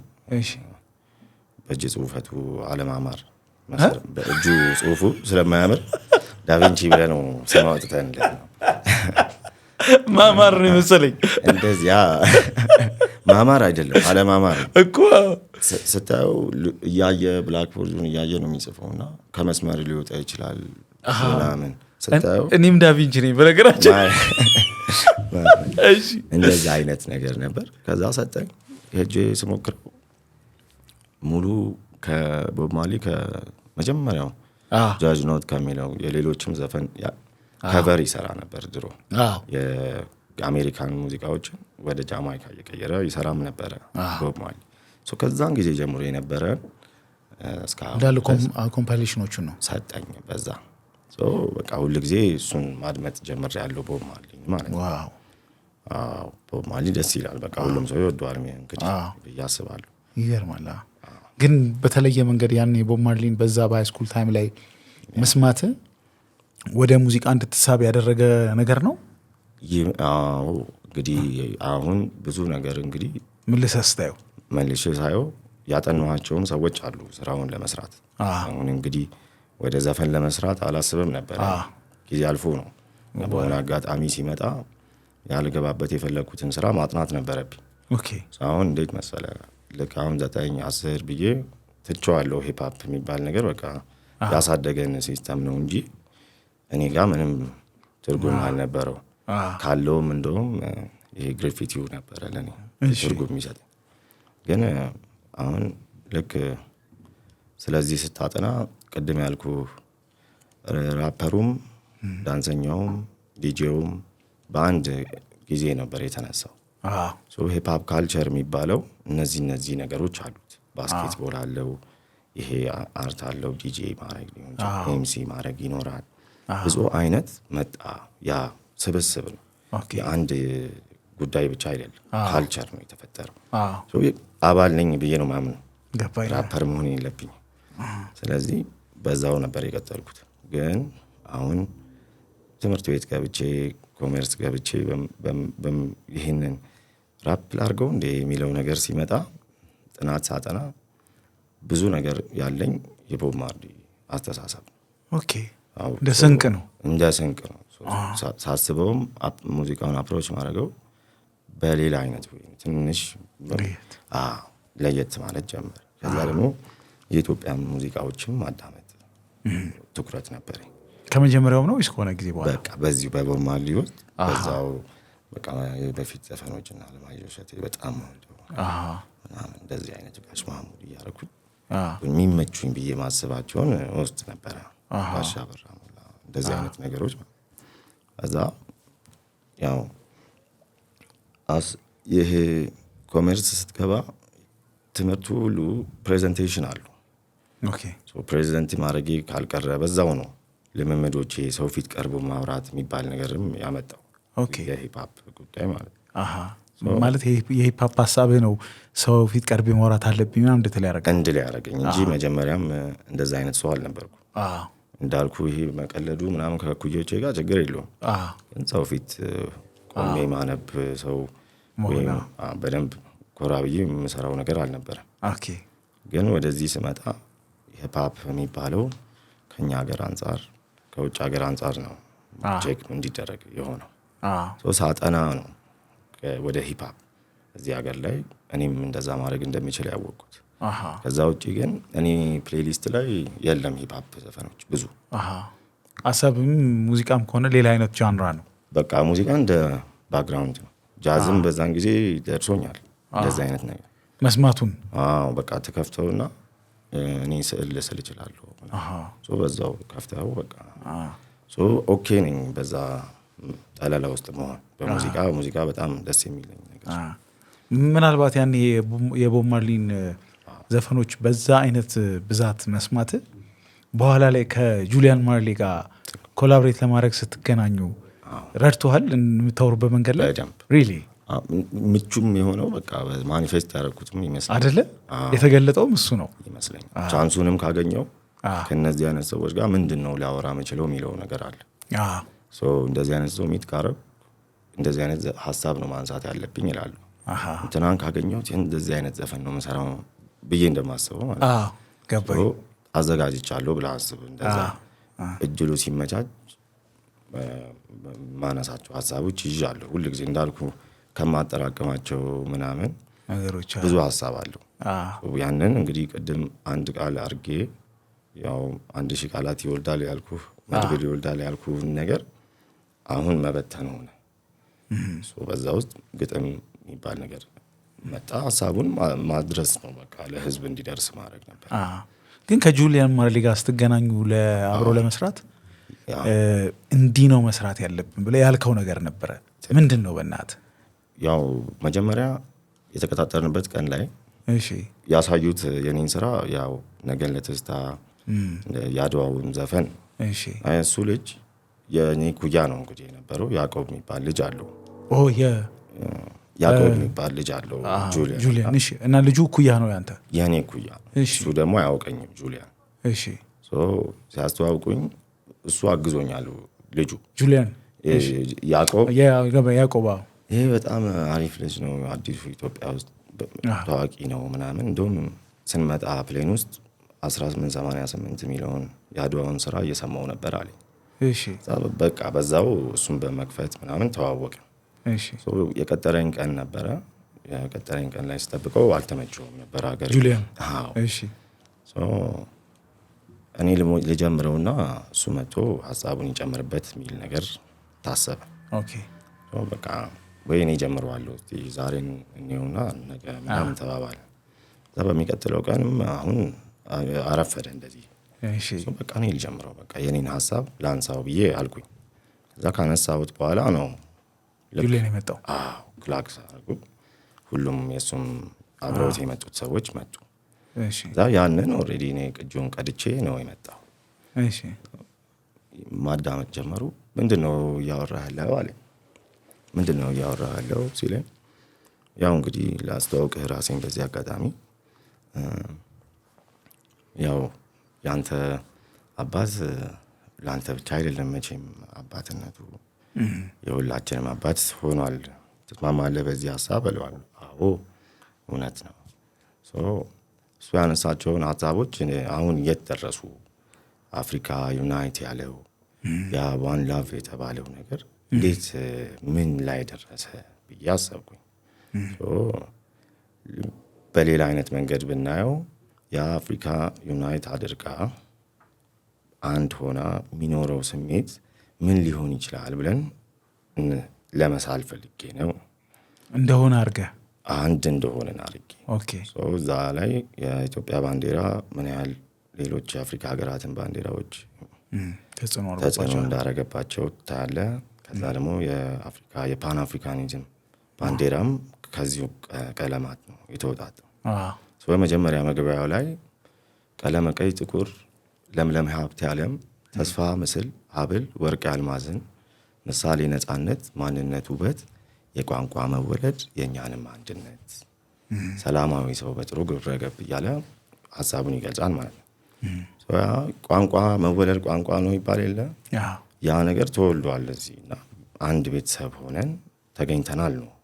ይህን ስለው ኦኬ ኮረስ ነው አይደለ የምትፈልገው አለኝ። የፈለግከውን ነገር አንተ የተሰማህን ሀሳብን ግለጽ አልኩት። ያኔ ነው ዋት ጆይ አፍሪካ አለ። እቺን ያላት ቱሲያስ በቃ እንደዚህ አይነት ኔሽን እየሰራን በቃ ዋተጆይ ብሎ በቃ ደስታውን ገለጸ ነው። እንዴት ያለ ደስታ ነው ነገር ነው። ይህም በቃ በዛ ተስማማን። በቃ ጥሩ ስራ ተሰራ ማለት ነው። ቢዩቲፉል ሶንግ በጣም የሚያምር ዘፈን ነው። ሶ ግን ቅድም ያነሳኸው የሰው ፊት ቀርቦ የመናገር ሀሳብን የማቅረብ ጉዳይ ከተነሳ በሃይስኩል ተማሪ ሆነ የታዋቂው ሰርቫንቴስ ድርሰት ዶንኪሆቴ እሱን እንደ ንባብ ልታቀርብ ብለህ የገጠመ ነገር አለ እና ምናልባት እሱ ነገር ሰው ፊት ከመቅረብ ጋር የሆነ አይነት መጥፎ ትውስታ ሆኖ ቢሆን ከዛም በላይ የሆነ አይነት ኢምፓክት ይኖር ይሆን አላውቅም። እስኪ ንገረን በእናትህ። እድሉ ያው ግዴታ ነው፣ ትምህርት ስለነበረ ማቅረብ ነበረብኛል። መነባነብ አቅርብ ተብዬ ግዴታ ሁላችሁም ማለት ነው? ሁላችን። እሺ ምን መሰለ 12ኛ ክፍል ማትሪክ ላይ አማርኛ አይኖርም። ኦኬ ግዴታ አልነበረም መውሰድ። ከፈለክ መቶ ትችል ነበረ። አላውቅም አሁን ግን እንደዛ ትችል ነበረ። ስለዚህ እኛ ደግሞ መደበኛ ትምህርቱ ላይ አማርኛ ስለነበር ችላ እንዳንለው ትምህርት ቤት ተጽዕኖ ያደርግብሃል። ስለዚህ አማርኛውን ችላ ብትል ትባረራለህ ማለት ነው። ማትሪክ የለም ብለህ እንደዛ ችላ እንዳትለው አድርገውና ፈተናው ላይ ይቀርላል ብለህ መቶ አይቻልም። ትምህርት ቤት ያንን መውሰድ አለብህ። ጥናታዊ ጽሁፍም ሰርተናል በአማርኛ፣ መነባነብም ሰርተናል በዛ። አሁን ያን ጊዜ ወጥቼ የማንበብ ክህሎት ብዙም አለ አይደለ፣ ልምዱ የለኝም። ድሮ በግድ ያነበብኳት ያቺ ዶንኪሆቴ የምትል መጽሐፍ ነበረች። መነባቡ ሲመጣ ትዝ አለ። በቃ ግዴታ ማድረግ ነበረብኝ። ያን የሆነ ትንሽ ቢጫ ኩራዝ መጽሐፍ ነች፣ ቤት አለ፣ በቃ ሁሌ ታገኘዋለህ። እሷን አንጥቼ ትዝ የሚለኝ ነገር ስለነበር እሷን ቆርጬ አጠናሁት። ከዛ ያው የሚሆነው አይታወቅም፣ ገብቶሃል። እዛ ወጥቼ ልንተባተብ እችላለሁ፣ ሊመጣ ይችላል። ስለዚህ አንድ ላይ ተገናኘና ክላሱ 24 ተማሪዎች ነበር ነው ያን ጊዜ እና በቃ ማናችንም ጥሩ ብንሰራም ባንሰራም እናጨብጭብ፣ በቃ ለሁላችንም ሞራል ምናምን እንደዛ ተባብለን ተስማምተን ስንገባ ሰውየው መምህሩ እንዲሁ ዝም ብዬ ቁጥር እጠራለሁ እኔ በጠራሁት ይሆናል ተራ በተራ አይደለም ብሎ አለ። እጣ ወጥቶልን ሲወጣ የኔ ወጣ መጀመሪያ። በቃ ተባባል ነው እያልኩኝ ወጣ። ከዛ ሞከርኩት፣ ያው እንደተለማመድኩት አቀረብኩት። ትንሽ ነበረች፣ አጭር ነች። ጥሩ ተለማምደዋል። ጥሩ ተለማመድ፣ ያው የተለማመድ አጭር ነች፣ ምንም እንዳይፈጠር ብዬ ትንሽ ነው ያደረኩት። ከዛ ሳደርገው እነሱ እንደተባባል ነው ማጨብጨብ ጀመሩ። ዝም በሉ አለ ሰውየው። ድንቄም ተጨበጨበለ ምናምን። በቃ አፈርን። ከዛ ሁሉም ከዛ በኋላ በቃ ተምታቱ፣ ደነገጡ። ከዛ እንግዲህ የዚህን አይነት ነገር አጋጥሞኝ ያውቃል ከዚህ በፊት። መቼ ነው? ድሮ ወደ 4ኛ ክፍልም እንደዚህ ባርኔጣ ባለ ባርኔጣ ምናምን የሚል የሆነ የአማርኛ ተረት ወታ አንብብ ተብዬ ይህ እንደዚህ አይነት ድምፅ አወጣሁኝ። ጎርነን ደንግጬ ማለት ስል ከዕለታት አንድ ቀን ስል እንዴ ጉንፋን ይዟል እንዴ ፍቅሩ አለች አስተማሪ። አዎ ይዞኛል። ጨዋታውን አሳለፍኩ። ያን ጊዜ በጣም ሳዝን እና የሆነ በቃ ይሄ ያለመቻል ስሜት ሲሰማኝ ትዝ ይለኛል። ከዛ በኋላ ያቺ ስሜት ጠፍታ ነበረ። ዶንኪሆቴ ላይ መጣች። ዶንኪሆቴ ላይ ከእንደገና ተነሳ። እንግዲህ ደግሞ ያንን በማድረጌ እኔ ደስተኛ ነበርኩኝ። ያረኩት ነበር እኮ ጥሩ አድርገን ያረኩት። ጭብጨባውም የምር ነው የመሰለኝ። ደስ ብሎኝ ነበርና አይደለም አቋረጠው ሰው ቶሎ ምናምን። ከዛን ጊዜ በኋላ ይገርማል። ወደዚህ ስራ ስመጣ ግጥም ሲመጣ በቃ እነሱንም ችግሮች እንግዲህ ፌስ ማድረግ አለብኝ፣ መወጣት አለብኝ። በቃ ሰው ለመሆን እንግዲህ ያንን ፓዝ ማለፍ አለብኝ ብዬ አሁን ደግሞ እንግዲህ ያው ሰው ፊት አቅርባለሁ። ዩ አር አን አሜዚንግ ፐርፎርመር እንጂ ግን ራስን ስትወቅሰው የስላቁ ጊዜ ላይ ከወቀስክበት ነገሮች አንዱ ሰው ፊት ቀርበ መነባደባችን ና አይን ነገር ነበረበት። እሱም ነበረበት አይደለ? እንደውም ካየኋቸው የዚህ የግራፊቲ ሙቪዎች ውስጥ አንደኛው ባለመታወቁ ነው ገናና የሆነው። የእንግሊዙ ባንክሲ የሚባል አርቲስት ሰዎች አያውቁትም፣ ስራውን ግን ሁሉም ሰው ያውቀዋል። ያንንም አይነት መንገድ ፈልጌ ነበረ። ማንም ሰው ሳያቀኝ ስላቅ የሚለውን ስም ግን አሳውቀዋል በየቦታው ላደርገው እችላለሁ ብዬ ነበር። አሁን አንዳንድ ጊዜ አይተህ የሆነ ጥቅስ ወይ የሆነ ስሎገን ቀልድ ይመስለኛል በቃል አጋኖ ምናምን ብሎ ሲያቀርበው እሷን በገለበጣትና ስላቅ ባደረገው ምን ይመጣል? አሪፍ ነው። ይሄ እውነት ነው ልልህ እችላለሁ። ማርኬቲንግ ስትማር እንግዲህ ሰዎችን እንግዲህ አስማምተህ ይሄ እንዲህ ነው ብለህ ነው የምትሸጠው። ሁሉም ሰው ራሽናል ዲሲዥን ይወስዳል ተብሎ ነው የሚታመነው በትምህርቱ።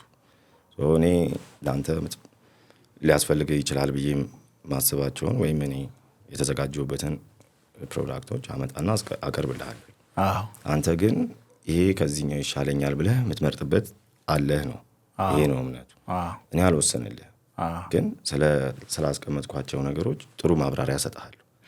እንደዛ ከሆነማ ይሄኛው ይሻለኛል ብለህ አንተ ነው የምትወስነው፣ እኔ አይደለም የምወስነው። ለተቀባዩ ማቅረብ ስለሆነ ያን አይነት ነገር መጣ ማለት ነው። ሀሳብህን ማቅረብ የሚለው ነገር የማርኬቲንግን ነገር ካነሳው ወደ ዩኒቨርሲቲ ስትገባ በምርጫ ማርኬቲንግን ነው ያጠናው። ሳሊነትን ወደ በኋላም በሙዚቃ ፍቅር ተስበ እያለ ለትምህርት ግን የመረጥከው ማርኬቲንግን ነው። እንዴት ያህል ሊሆን ቻለ? ያው እንግዲህ ትልቁ ነገር የነበረው ጊዜ ነበረ። ጭንቅላቴ ውስጥ የነበረው ተመርቄ ስሰራ ነው እንጂ ስማረው ትዝ አይለኝም፣ አላስበውም። ያን ማርኬቲንጉን በአጠቃላይ አርክቴክት ብሆን 5-6 ዓመት ትምህርት ተምረህ ነው እንጂ ያንን ሰሆነው ነው እንጂ ማስበው ያንን ፕሮሰሱን በደንብ አላሰብኩትም ነበር። አርክቴክት ብሆን 6 ዓመት ነበር የሚፈጅብኝ። አሁን ግን ማርኬቲንግ ስገባ 3 ዓመት ስለሚሆንልኝ በሚል ነው ዋነኛው ምርጫ። ከዛ ወደምትፈልገው ስራ ትሄዳለህ ነው። በጊዜው ያው ኢኮኖሚክስ ትንሽ ፍላጎት ነበረኝ፣ ግን እሱም ያው እንደ ቅድሙ ማትስ ምናምን ሊበዛው ስለሚችል በቃ ማርኬቲንግ ይሻላል ብዬ ነው። ከዛ ደግሞ ኦሪየንቴሽን ቀን ሲመክሩህ እንደዚህ ቁጥር የማይችል ሰው እንደዚህ ዝንጉ የሆነ ሰው ባይመጣ ጥሩ ነው ይላሉ እነዛ ኢኮኖሚክስ። እንደኔ ነው ባኪች ቁጥር ያሳደደች። በቃ ይበታተንብኛል ነገሮች። ከዛ ለዛ ነው እንግዲህ በዚህኛው ጊዜ ማርኬቲንግ ለእኔ ጥሩ ሆኖ አገኘሁት። ለምን መሰለ? ያው ብራንድ መስራት አለ፣ ራሱን የምታስተዋውቀውን ነገር ፕሮዳክት መስራት፣ ኢኖቬት ማድረግ መፍጠርም ነገር ነበረው። አገናኘው፣ ስዕሉም መጣ አገናኘ በዛው ነገር። ኦኬ ዩኒቨርሲቲ ስትገቡ ሀጂ ቱሬ የምትሉት የባቻችሁ ተማሪ ነበር። አንተ በተለይ ከሀጂ ቱሬ ያው ሀጂ ቱሬ በነገራችን ላይ እኛ ሰፈር ወደ የኛ ሰፈር ቢሆንም ወደ ላይ ወደ ጳውሎስ ሆስፒታል ምናምን ስትሄድ መርካቶ ሱቅ ነበራቸው። ከዛ ደግሞ ጳውሎስ ሆስፒታል አካባቢ በየወሩ ከምስራቅ አካባቢ ሀጂ ቱሬ ጋር በተለይ ረመዳን ላይ ለእርዳታ ምናምን የሚመጡ ሰዎች ነበሩ እና በዛ ምክንያት በቃ ሀጂ ቱሬ ለኛ በጊዜው የሀብታም መገለጫ ሀጂ ቱሬ ነበረ። አይ ቲንክ እሱን ሪፈር በማድረግ እንደሆነ ገምታለሁ። እና ከዚህ ሀጂ ቱሬ ከምትሉት ሰው በተለይ አንተ የተለየ አይነት ብድር ተበድረው እንደነበር ሰምቻለሁ። ምንድን ነው ታሪኩ? በእናትህ ያው ምን መሰለህ፣ እዛ ትምህርት ቤት ውስጥ ያው ንግድ ስራ መግባት እንደሚቻል አብረህ ትምህርት ቤት ውስጥ የምትወያያቸው ጓደኞች አሉ። አሁን አንዱ ከመርካቶ ነው። ይሄ አሁን ሀጂ ቱሬ የምልህ ደግሞ በእግር ኳስ በተለያየ በትምህርቱን ጎበዝ የነበረ ሰውዬ ነው። ከሴንጆ ጀምሮ እና ያኔም ጀምሮ እንዳበዳሪ ነገር ነው እሱ። በአጋጣሚ የመርካቶ ልጅ ነው ሀጂ ቱሬ ብሎ ስም ያወጣለት። ሃይስኩል እያላችሁ ነው? ዩኒቨርሲቲ? ሃይስኩል እያለ በደንብ ልክ አሁን ኮች ሼሪንግ እንግዲህ በየወሩ ነው የሚሰጠን ዩኒቨርሲቲ ላይ። ይሄ ልጅ ግን በዛን ጊዜ ኮስት ሼሪንግ አያስፈልገውም ነበረ። የተሻለ ብር ነበረው ያጠራቅማል ምናምን። እንግዲህ ጥሩ አካውንት የነበረው ልጅ። እሺ ከዛ እንግዲህ አበድረኝ አልኩት። ኮስት ሼሪንጉን የ3ቱን ዓመት ደመርኩትና ሙሉን ማለት ነው ሁሉንም ሲጀመር 10 ምናምን 15 ሺህ ምናምን መጣ። እንዴት ነው ይህንን ልሰጠኝ ይችላል አንተ በየወሩ ውሰድ በቃ አልኩት። እንዴ በጣም ደስ ይለኛል ያው ዝም ብዬ ከማስቀምጠው ብሎ አበደረኝ ሙሉውን ብር። እሺ ከዛ በዛው ኢንትረስት አለው ወይስ በቃ እንግዲህ ኮስቱን ይወስዳል እሱ በየወሩ ይወስደዋል። በቃ እሱንም አላስቸግረውም ማለት ነው ነገሩ። ብድር ምናምን ከአሁን በኋላ እንዳትጠይቀኝ ምናምን ተባብለን ቀጠልን ማለት ነው። 15 ሺህ የ3ቱን ዓመት ብድር ሰጠ በአንድ በቃ በመጀመሪያው ዓመት ላይ አለቀ። አልዘለቀም ብዙም ራሱ 1 ዓመት የተቀበልከው አልቆየም። አንተ ግን ምን አስበህ ነው? እኔ በዛን ጊዜ በቃ 500 ብር አይበቃንም ነው በቃ አዲስ አበባ ውስጥ ነው ያለ ነው። ግማሽ ቀን ነው የምንማረው። ከግማሹ ቀን በኋላ ምን እናደርጋለን? በቃ ህይወት በአጠቃላይ ከባድ ሆነ። በዛ አጋጣሚ በቃ ይሄ ቻንስ ሲመጣ ወሰድኩት። እሺ በቃ እኔም በቃ አገኘዋለሁ መልሼ ሌሎች ስራዎች እሰራለሁ ከሰዓት ምናምን ብዬ ነበረ ያስብከው። በምንድን ነው ዋስትናውን ያገኘው እሱ? ከዛ በኋላ ብሩን የሚያገኘው ኤቲኤም ውስጥ ይገባለታል። ኤቲኤሙ ከነ ፓስወርዱ ሰጠሁት። ያንተን ኤቲኤም እሱ ይወስዳል። እኔ አይቼው አላውቅም። እና ከኮስት ሼሪንግ ምንም ብር አልወሰድክም አንተ ከሱ ከወሰድከው ውጭ? እሺ በእናትህ በምን ያክል ጊዜ አለቀ ያ ብር? ኢንትረስት ያን ጊዜ እንግዲህ ወዲያው ነው እንግዲህ አሁን 2 ወር ቢቆይ ነው እንግዲህ። እውነትህን ነው? አዎ ከባድ ነበረ።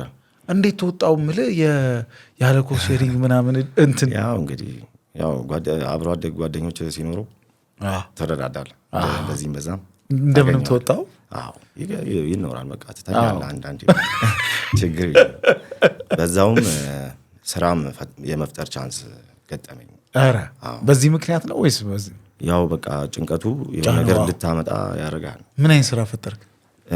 እኛ ቤት እናከራይ ነበር። ቤት በማከራየት ለሞቴል አካባቢ ነው የምንኖረው የነበረው እና ያንን ቤት ትንሽ ግማሹን ሰርቪሱን እናከራየው እንደ ገስት ሃውስ እናድርገው የሚል ሀሳብ አመጣሁኝ።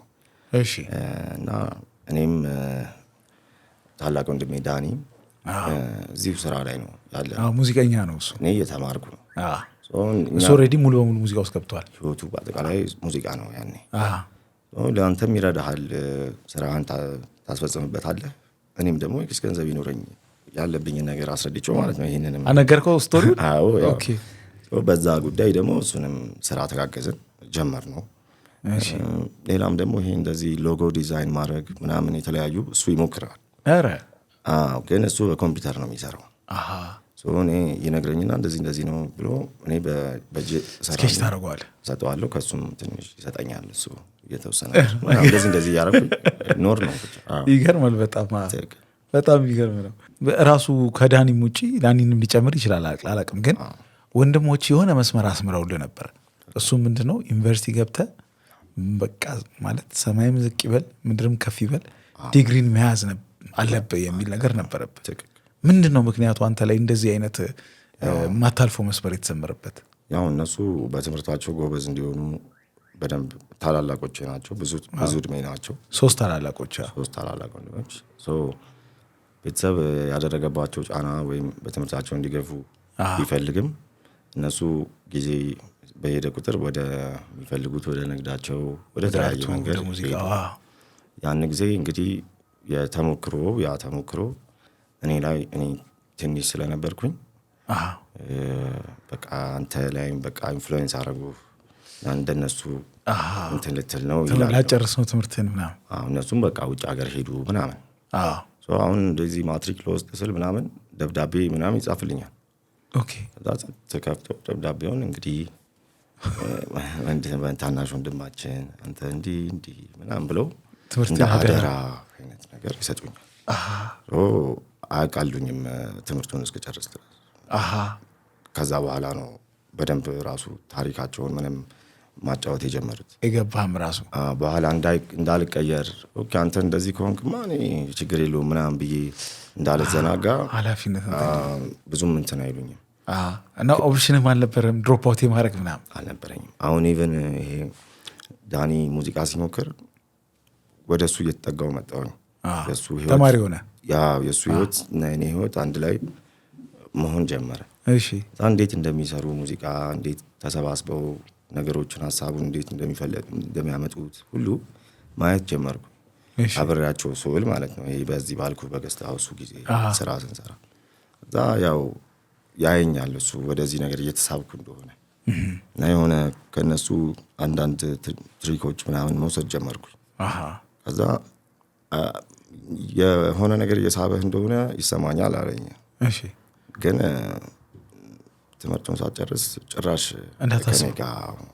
ከኔ ጋር እንዳታስበው ብቻ ግን ውሰድ የምትፈልገውን በቃ ይሄ ተሰጥቶም ከሆነ የምትፈልገውን ኢንፎርሜሽን ውሰድ፣ ግን ይደርሳል በኋላ ስትጨርስ እኔ አገዛሃለሁ ችግር የለውም አቡ ምናምን አለኝ። በዛ እንግዲህ ቃል ተገባ። ዲል ያደረጋችሁት። እነሱ ግን ሬኮርድ ያደረጉ ነበር ምናምን እናንተ ቤት ምንድን ነበረ? ያው እሱ ከዛም በፊት ሬኮርድ ያደርጋል ይሰራሉ። ግን ያው ሬኮርድ ብታደርገውም ሙዚቃ መቼ እንደሚወጣ አይታወቅም። ብዙ ጊዜ ያው ፍሪጅ ውስጥ ይቀመጣል ሳይታወቅ። እንደዛ አይነት ነገር ስለነበር እዛው ቦታም ባይቀዱት የቀዱትን ነገር መተው እዛ ሲያደምጡት አብሬ ሆናል ሰማለ ምናምን። ግን በቃ ይሄ ሲገጥሙ ምናምን ሲወያዩ ምናምን አይቻለሁኝ ብዙ። በጣም አርሊ ኤጅ ላይ ሆነ ማለት ነው። ካደግኩም በኋላ ህፃን እያለሁም ጭምር አሁን እሱ በቃ ይሄ እንደ የቤት ውስጥ ሚኒ ስቱዲዮ ለመስራት ሞክሮ ያውቃል እሱ። ያኔ ድሮ ህፃን እያለሁ እንግዲህ የምልህ እኔ 2-3ኛ ክፍል ምናምን እያለሁ እነሱ ስፒከሮች ገጣጥመው ምናምን ቤት ውስጥ ይሞክራሉ። ኢቨን አማርኛ ሂፕሆፕ ሲሰራ ያየሁት ለመጀመሪያ ጊዜ እነሱ ሲሰሩ። የነሱ የወንድምና ጓደኞቹ ወንድሜና ጓደኞቹ አንድ ላይ 3 ነገር ነበሩ። እንደ ትሪዮ ነገር ነበሩ። በቃ ድሮ ይሄ ሃርለም ጃዝ ምናምን በነበረ ጊዜ በቃ ዘለውም ሞተውም ተጫውተው ይመጣሉ። እሱ ነገር አለ። አለባበሳቸው ይሄ ሰፊ ሱሪ ምናምን እሱን አይቻለሁ። በአማርኛም በደንብ ሲሞክሩ አይቻለሁ በጊዜው። እሱ ነገር መጣ። በቃ ወደዚህ ጊዜ ሲመጣ ማጥናትም ጀመርኩ። ይሄ እንግዲህ አሁን ምልህ ስላቅ እኔ እየሰራው ስለነበር በትርፍ ጊዜ እሱን ነው የምሰራው። እነሱ ያንን እየሰሩ ነው ይሄንን ነው የምሰራው። ይገርማል። ኢንፎርሜሽን መሰብሰብ ነው እንጂ እኔ አንተስ ምን እየፈጠረ እንደሆነም ገና አላወቀው። እሱም አያውቅም ነበረ እንደዚህ እንደሚሆን። አብሬ ሆናለሁ እንጂ በኋላ ራፐር ምናምን የሚለው ዘፈን ዘፍኜ ምናምን የሚል አይመስለውም ነበረ። ይገርማል። የመጀመሪያ ሳሰማው ራሱ ገርሞት እንደዚህ ጀመርክ ምናምን የተባባልንበት ጊዜ አለ ራሱ ማስታወሰው። ምን ነው ያሰማው በእናትህ? ያው በዛን ጊዜ እንግዲህ ከትምህርት ቤት ከተመረቅኩም በኋላ ነው ይህንን ነገር የጀመርኩት። የሆነ 1-2-3 ዘፈኖች ነበሩኝ እጄ ላይ የነበሩ። መጀመሪያ 3 የሞከርናቸው ዘፈኖች አንደኛው አምነንበት የሚል ዘፈን ነበር። አንደኛው ደግሞ አልማዜ የሚል ዘፈን ነበር። ከዛ ደግሞ ቡና ቁርስ ላይ ማስተዋወቂያለሁ አሃዱ ለነገ የሚል ዘፈን ነበር። እነዚህን 3 ዘፈኖች ሰርቼ ከነዚህ ውስጥ ሳሰማው ያው አልማዜ የሚለውን በጣም ወደደልኝ። እሱ አሪፍ ነች ምናምን አለኝ። እንደ ማዜምም ነገር ነው ራፕም ብቻ ስላልነበር ዘፈንም ነገር ስለነበረው አሪፍ በቃ እንደዚህ ምናምን አለኝ። ምን ሆነ አልማዜ ታዲያ? አላየሁትም። ከዛ በኋላ አልማዜ ምን ሆነ መሰለህ፣ እኔ ብቻ አልነበርኩም የዘፈንኩት፣ ከጓደኞቼ ጋር ነው የዘፈንኩት። ሆኖም ነበረበት ይዘት የሚባል ጓደኛዬም ነበረበት።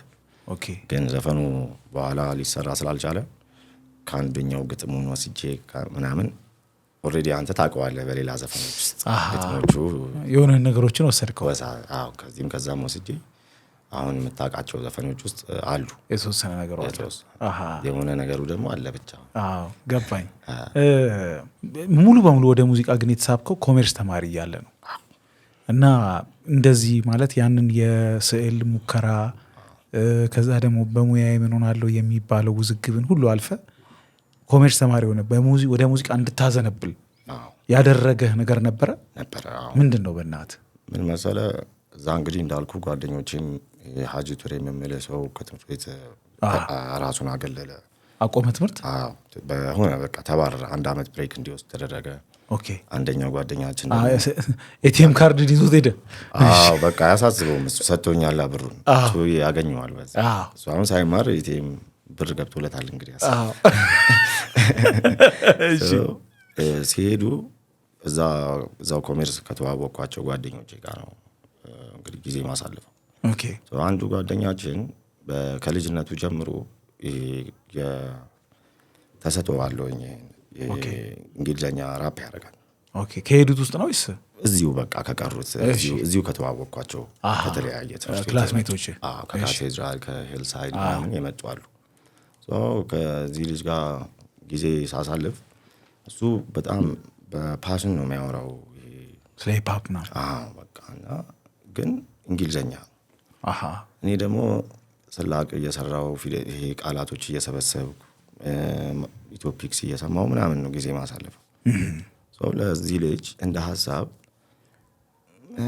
እቺ ነገር ግን በአማርኛ ብትሆን ጥሩ አይደለም፣ የተሻለ ይሆናል፣ አንተም ቀለል ብሎ ትጫወተዋለህ፣ እንደዚህ የምናወራው አማርኛ ወደ ዘፈን ብታረገው ብዙም አይከብድህም ምናምን እያልኩ መጫወት ጀመረ።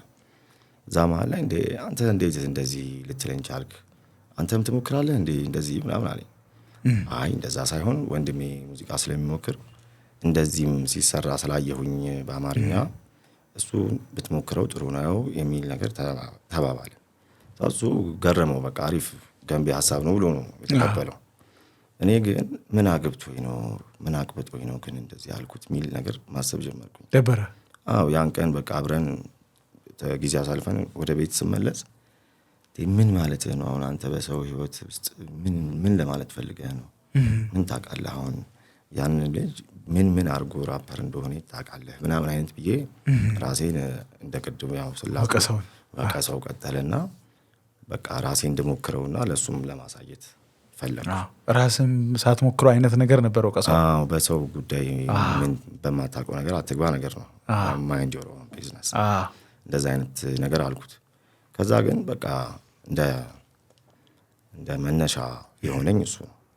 ያን ጊዜ እንግዲህ ትርፍ ጊዜ ስላለኝ እስቲ ልሞክረው እያልኩኝ መሞከር ጀመርኩኝ። ግጥም ነው የምጽፈው ግን ራፕም ታደርገዋለህ? በቃ ግጥሙ ራሱ ቤት እንዴት እንደሚመታ ምናምን ሁሉንም ለማወቅ ጀመርኩኝ። በቃ የስንኝ ርዝመት ምናምን ማየት ጀመርኩኝ። ያው ገባኝ። ቃላቶቹ መጠናቸውን እሱን ብዬ ለብቻዬ ማንም ሳያውቅ ያንን ቀጠልኩኝ። ለሱም አልነገርኩም? ለማንም ያው እየሳልክ በዚህ ጋር ቀጥላለሁ፣ በዛው ተነስቼ ጽፈዋለሁ ምናምን። በአንድ መድረክ ላይ ሁለቱንም ማድረግ ትችላለህ።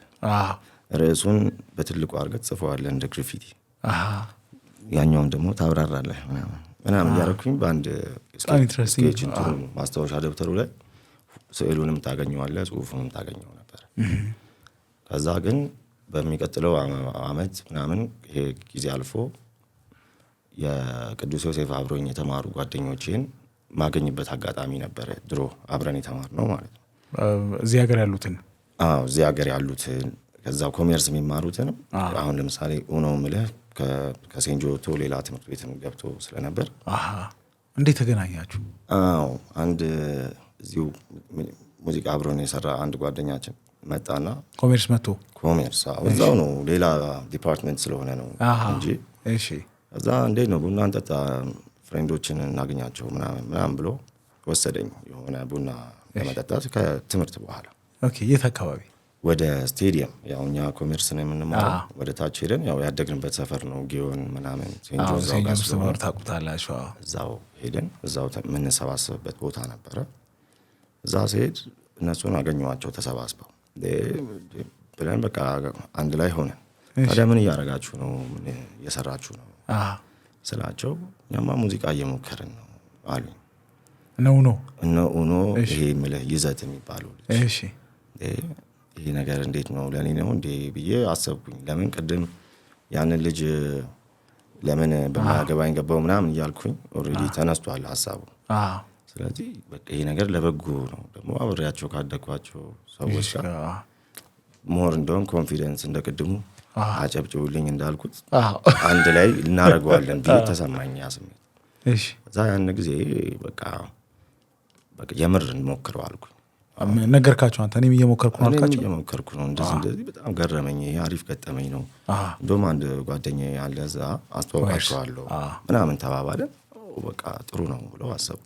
እሺ ያን ጊዜ እንግዲህ በነጋታው ይህንን ተነጋግረን በቃ እንሞክር ተባብለን እዛው አካባቢ ያለ የመድን ድርጅት ህንፃ ነበር። እቺ ወደ ታች ወረድ ብሎ ታች ወረድ ከጊዮን ዝቅ ብሎ እዛ ያለ አንድ አፓርትመንት ውስጥ የሚኖር ጓደኛ አለን። ትምህርት ቤት ወጥተን አንዳንዴ እነሱ ቤት ሮም እንሄድ ነበር። እሺ እሱም እዚህ አለ፣ እዚህ ሀገር ነው ያው 6 ኪሎ ስለሚማር ነው እንጂ እንደዛ አይነት ነገር ነበር ይመስለኛል። ብቻ እዛ ሆነን በቃ በነጋታው ተቀጣጥረን ወረቀት ስክሪፕቶ ይዘን መጣን ልንገጥም ማለት ነው። ግን በቃ ከየት እንደሚመጣ አይታወቅም። እና ሬኮርዲንጉም ሀሳባችሁ ውስጥ አለ ያው እንግዲህ ይምጣ የሚቀዳ። ከዛ በኋላ ግን ያው አይ ቲንክ ኡኖ ከልጅነቱ ጀምሮ ያዳበረው ነገር ነው ይሄ። እንደዚህ አይነት ቢት ማሽኖች ይሞክር ነበር። በልጅነትም እንደዛ እንደሚያደርግ እናውቅ ነበር። ኦኬ እኛ ስለሌለንበት ነው ጉዳዩ። እሺ ግን በዚህ ሰዓት እሱ ያንን ይሰራል፣ ግጥሙንም ይሞክራል። በእንግሊዝኛም ራፕ ያደርጋል እሱ ትንሽ እሱን ይሞክራል። እኔና እሱ ግን አዲስ ሰዎች ነን። እንጀምረው ብለን ቁጭ አልን። ብንለው አልሆናል።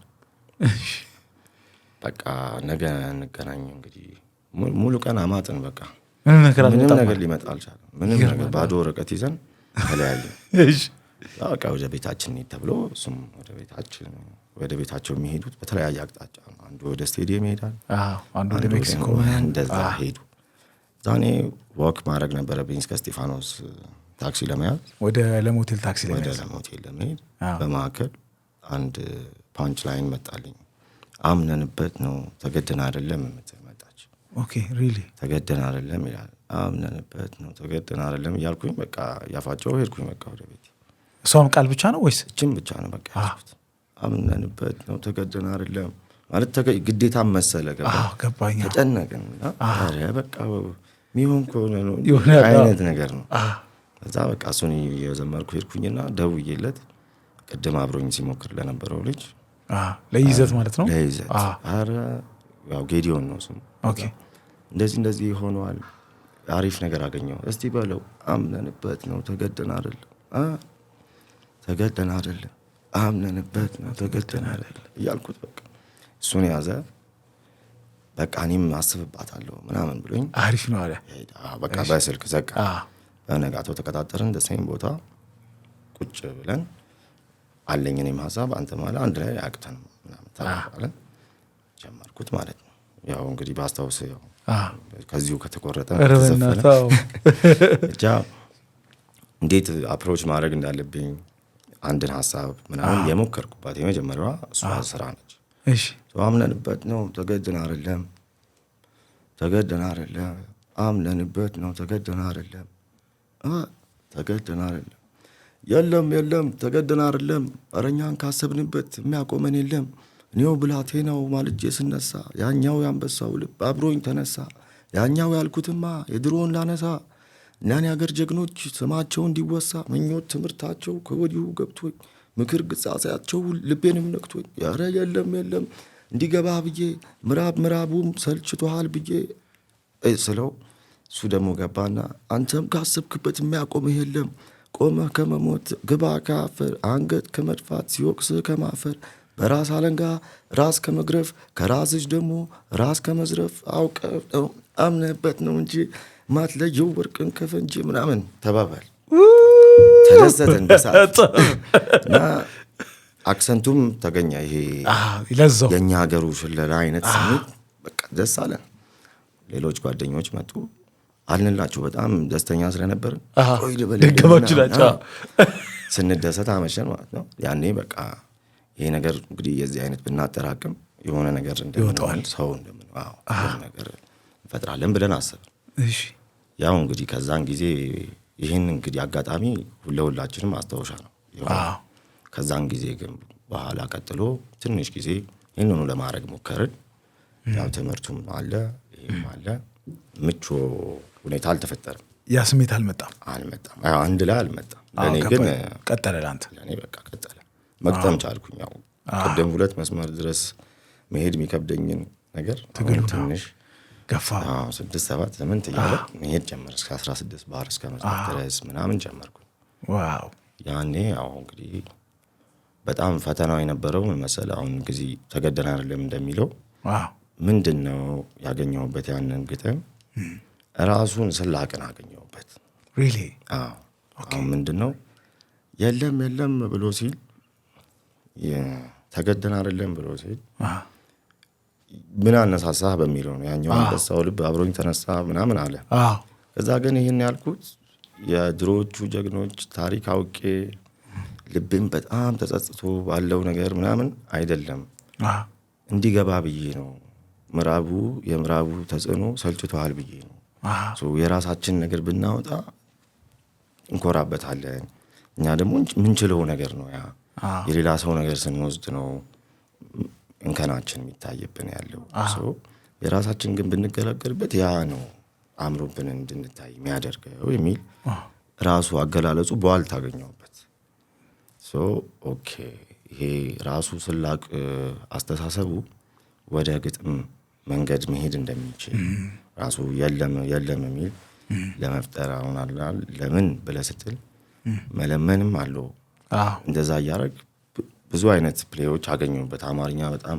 ኤክሳይቲንግ ሆነ ለኔ አስደሳች ሆነ ከዛ ግን ምን አይነት ሐሳቦች እንደምገልጽበት እርግጠኛ አልነበርኩም ስለዚህ መማከር ነበረብኝ እንደ ጸሎት አይነት ነገርም መጻፍ ጀመርኩኝ ማለት ነው really በቃ ፈጣሪን ይሄ ነገር እንደዚህ ያሰኘኝ ነው እና የምትፈቅድልኝ ከሆነ ይሄንን ስራ የኔ ብዬ ልይዘው እችላለሁ እና እንግዲህ በቃ ባርክልኝ ነው በቃ ባርክልኝ እንደዚህ አይነትም ጽሁፍ መጀመሪያ ጽሁፍ ጻፍኩ ይመስገን ፈጣሪ የሚል ነው እንግዲህ ወደፊት የሚወጣ ይሆናል አስተውሰን ትንሽ በእናት ያው እንግዲህ በዋል ውለን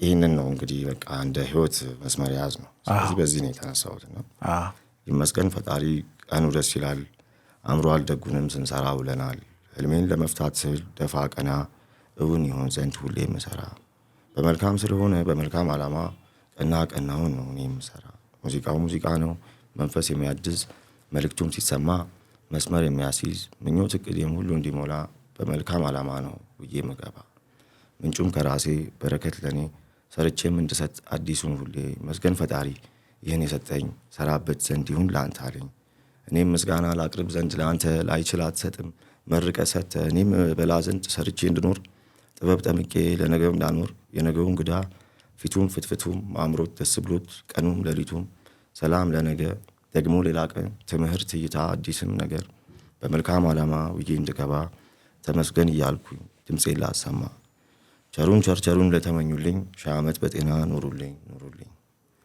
ጀንበር ነን ጀንበር ድቅድቅ ሰንጣቂ አለን ብዙ ነን ጥበብ ጠማቂ ለኛም የሚበቃ ለወገን የሚተርፍ ያሁን ዘመን አልፎ ለነገው የሚደርስ ከዛም ወደፊት ያኞቹ አደራም አለብን ግፊት ከዛም ወደፊት ደግሞ የነገው ደርሶ እንዲለውቱ ፊት ብዬ ሞከርኩኝ ለመቀጠልም ሞከርኩኝ ጊዜ አልፎ ቢመጣ እጽፍ ኑዛዜ ያቴ ነው የኔም የራሴ ያቴም የእርሱ ኑዛዜ ፍቅር ሰላም ይሁን ነው ይሙላበት ቤቴ እኔም እንዲያው ነኝ የወረስኩት በደም ምኞቴ ይህ ነው ለነገም ሰላም ለወገን ፍቅር ለወገን ብዬ ያንን ወደ ደግሞ ለህዝብ እንዲቀርብ አይነት ነገር አድርጌ ሞከርኩት ማለት ነው ዋው ለኔ እንደ መሐላ ከራሴ ጋር ማለት ነው መሐላ ነው እንዳልስተው ይሄ ነገር እንግዲህ አንድ ሁሉ እንዳስተው እንደ ሪስፖንሲቢሊቲ እንድታየው በኋላ ደግሞ እንዳትታበይ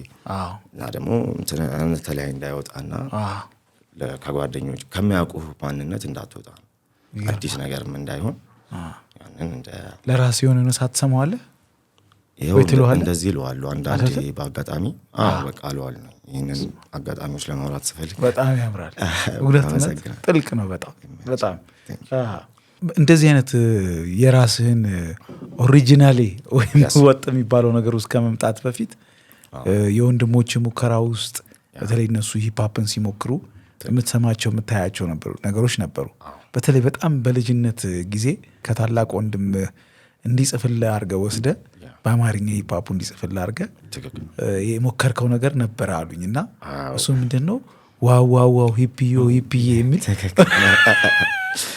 እሱ በጣም ህፃን ነበርኩኝ። እሱ ስንት ዓመት ገደባል? 4 ዓመቴ እያለ ነው። 4 ዓመት ይሄ 5 ሳንቲም የተባልኩበት ጊዜ አሁን ከ5 ሳንቲም ታስታውስ ከሆነ አፍሮ ነገር አርበኛ ሰው ነበር የነበረ። እኔም ጸጉሬም ትንሽ አደግ ያለች ትንሽ ልጅ 5 ሳንቲም ማክል ልጅ ነበርኩ። በሳይዝ ነው። ከዛ እኔ 5 ሳንቲም ና ብላኝ መምህሯ እንድጫወትላቸው ለልጆቹ አርጋኝ ነበር። ትዘፍንላቸዋለህ ብላኝ ነበር። ከዛ በቃ ያን ጊዜ እሱን ሄጄ ወንድም እንዲጽፍላል ወንድም እንዲጽፈው በአማርኛ ነው ዋው ያረግን ብቻ ተጫወትኩኝ። ትንሽ ነች ጊዜ አጭር ልጅ። እሱም ተሞክሮ ነበር። ግን ያን ጊዜ እነሱ በጣም ይሞክሩ ነበር። ብዙ ነገር በቃ አሁን ለምሳሌ ባስኬትቦል ተጽዕኖ አድርገውብኛል። ትጫወታለህ? እጫወት ነበር። አሁንም ደስ ይለኛል አይደል? ከዛ እሱ ኢንፍሉዌንስ ነበረ። ግን እነሱ የሚሰሩት እኛ ቤት እንግዲህ አሁን ኮምፒውተር ላይ የምታገኛቸው ሙዚቃዎች ሞር እንደውም ለእኔ ኢንፍሉዌንስ አድርጎኛል። እነሱ የሰሩትን ኮምፒውተር ላይ ምናምን የተቀመጡትን እኔ እንትን እላለሁኝ ቤት ስውል ወይ ሳጠና ምናምን ያንን አደምጣለሁ። እነሱ በደንብ ተጽዕኖ አድርገውብኛል። ከዚህም በፊት ብዙ የጠቀስከው ነገር ነው። በዛ በጣም ደግሞ ከዛ አለፍ ብለህ በጉርምስና እድሜ የዳን የታላቅ ወንድም ዘፈን ሙዚቃ ቪዲዮ ላይ ተቀርጸሃል እና እሱ ሙዚቃ ቪዲዮ ላይ ግን አሃዱ የሚል ነገር ጽፈሃል። ምንድን ነው እሱ? ያው አሃዱ ማለት ይሄንን ነገር ቅድም እንዳልኩ በወረቀት ላይ ነው እንጂ ግድግዳ ላይ ሞክሬው አልነበር። ያው ክፍሌ ውስጥ ነው በትልቁ የሚታይ ሞክሬ አልነበረም።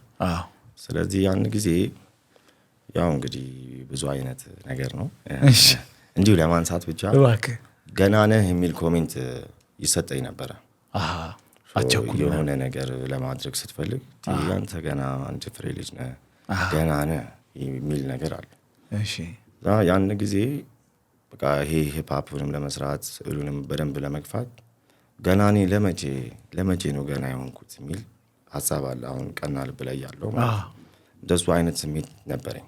ይሄ ጅማሬው መሆን ይችላል። በቃ ገና ነህ ለሚለው ስሜት ይኸው ጀመርኩት። በቃ አሃዱ እየገባው ነው። አሃዱ የሚል የሆነ ስሜት ነበር። እዛው እንግዲህ ገስት ሃውስ ውስጥ በትልቁ ሳርኩት። አሁን ያን ጊዜ እንግዲህ እሱ አሃዱ የሚል ዘፈን ከጓደኛው ጢቆ ከሚባል ጓደኛው ድሮ ሕፃን እያለሁ የነበሩ ናቸው። ከሱ ጋር አሃዱ የሚል ዘፈን ዘፍነዋል፣ እየሰሩ ነበረ። እዛ ቤት ሲመጣ እኔ አሃዱ የሚል በከሰል ነው ስኬች ያደረኩት፣ ነጭ ቀብቼ በከሰል አሃዱ ብዬ ጽፌያለሁ። እንዴ አሃዱ እንጃ በዘፈን ነው ምናምን አለኝ። የምን ዘፈን እንዴ? አሃዱ የሚል እኮ ዘፈን እየሰራን ነው፣ ለምን እዚህ አናደርገውም ታዲያ ክሊፑን ጨርሰው ስዕሉን ምናምን ብሎ እንደውም በራሴ የተነሳሰቡበትን አዘዘኝ። ጨርሰው ምናምን እዛ ለእነሱ ክሊፕ እንዲሆን ምናምን ቀለም ያው በአቅሜ በሰዓቱ ጨመርኩበትና እዛው ጋር ሰሩት። እኛው ቤታችን ውስጥ ነው ክሊፑ የተቀረጸው። ያኔ እንግዲህ የመጀመሪያው ቪዲዮ ክሊፕ የመጀመሪያው የአንተ ሙዚቃ ቪዲዮ ሆነ።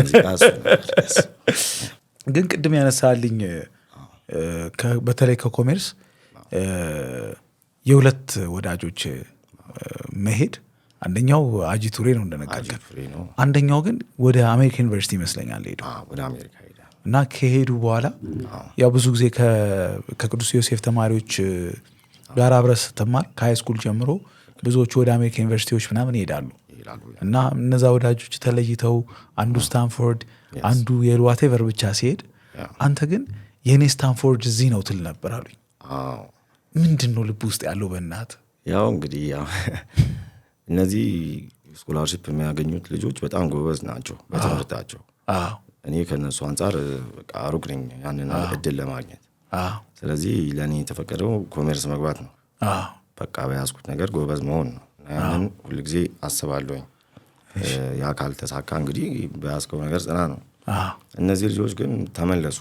አንድ ፍሬንዶች የተለያዩ ፍሬንዶች የተለያየ ቦታ የሄዱት ቤተሰብ ለመጠየቅ ሲመጡ እኛንም ለማግኘት ጓደኞቻቸውን ደወሉልኝ እና በቃ እንዝናና ከተማችሁን አሳየን እንጂ ምናምን ብለው ሲሉኝ አብረን እንግዲህ የምንዝናናበት ቦታ ተፈጠረ። ብቻም ሳገኛቸው ጊዜው ላይ እነሱ የስኮላርሽፕ ባህሪ ነው ያላቸው። በቃ ይሄ ሱት ለብሰው ምናምን ነው ደግሞ በቃ በዛው አይቪ ሊግ የሚሉትን እሺ።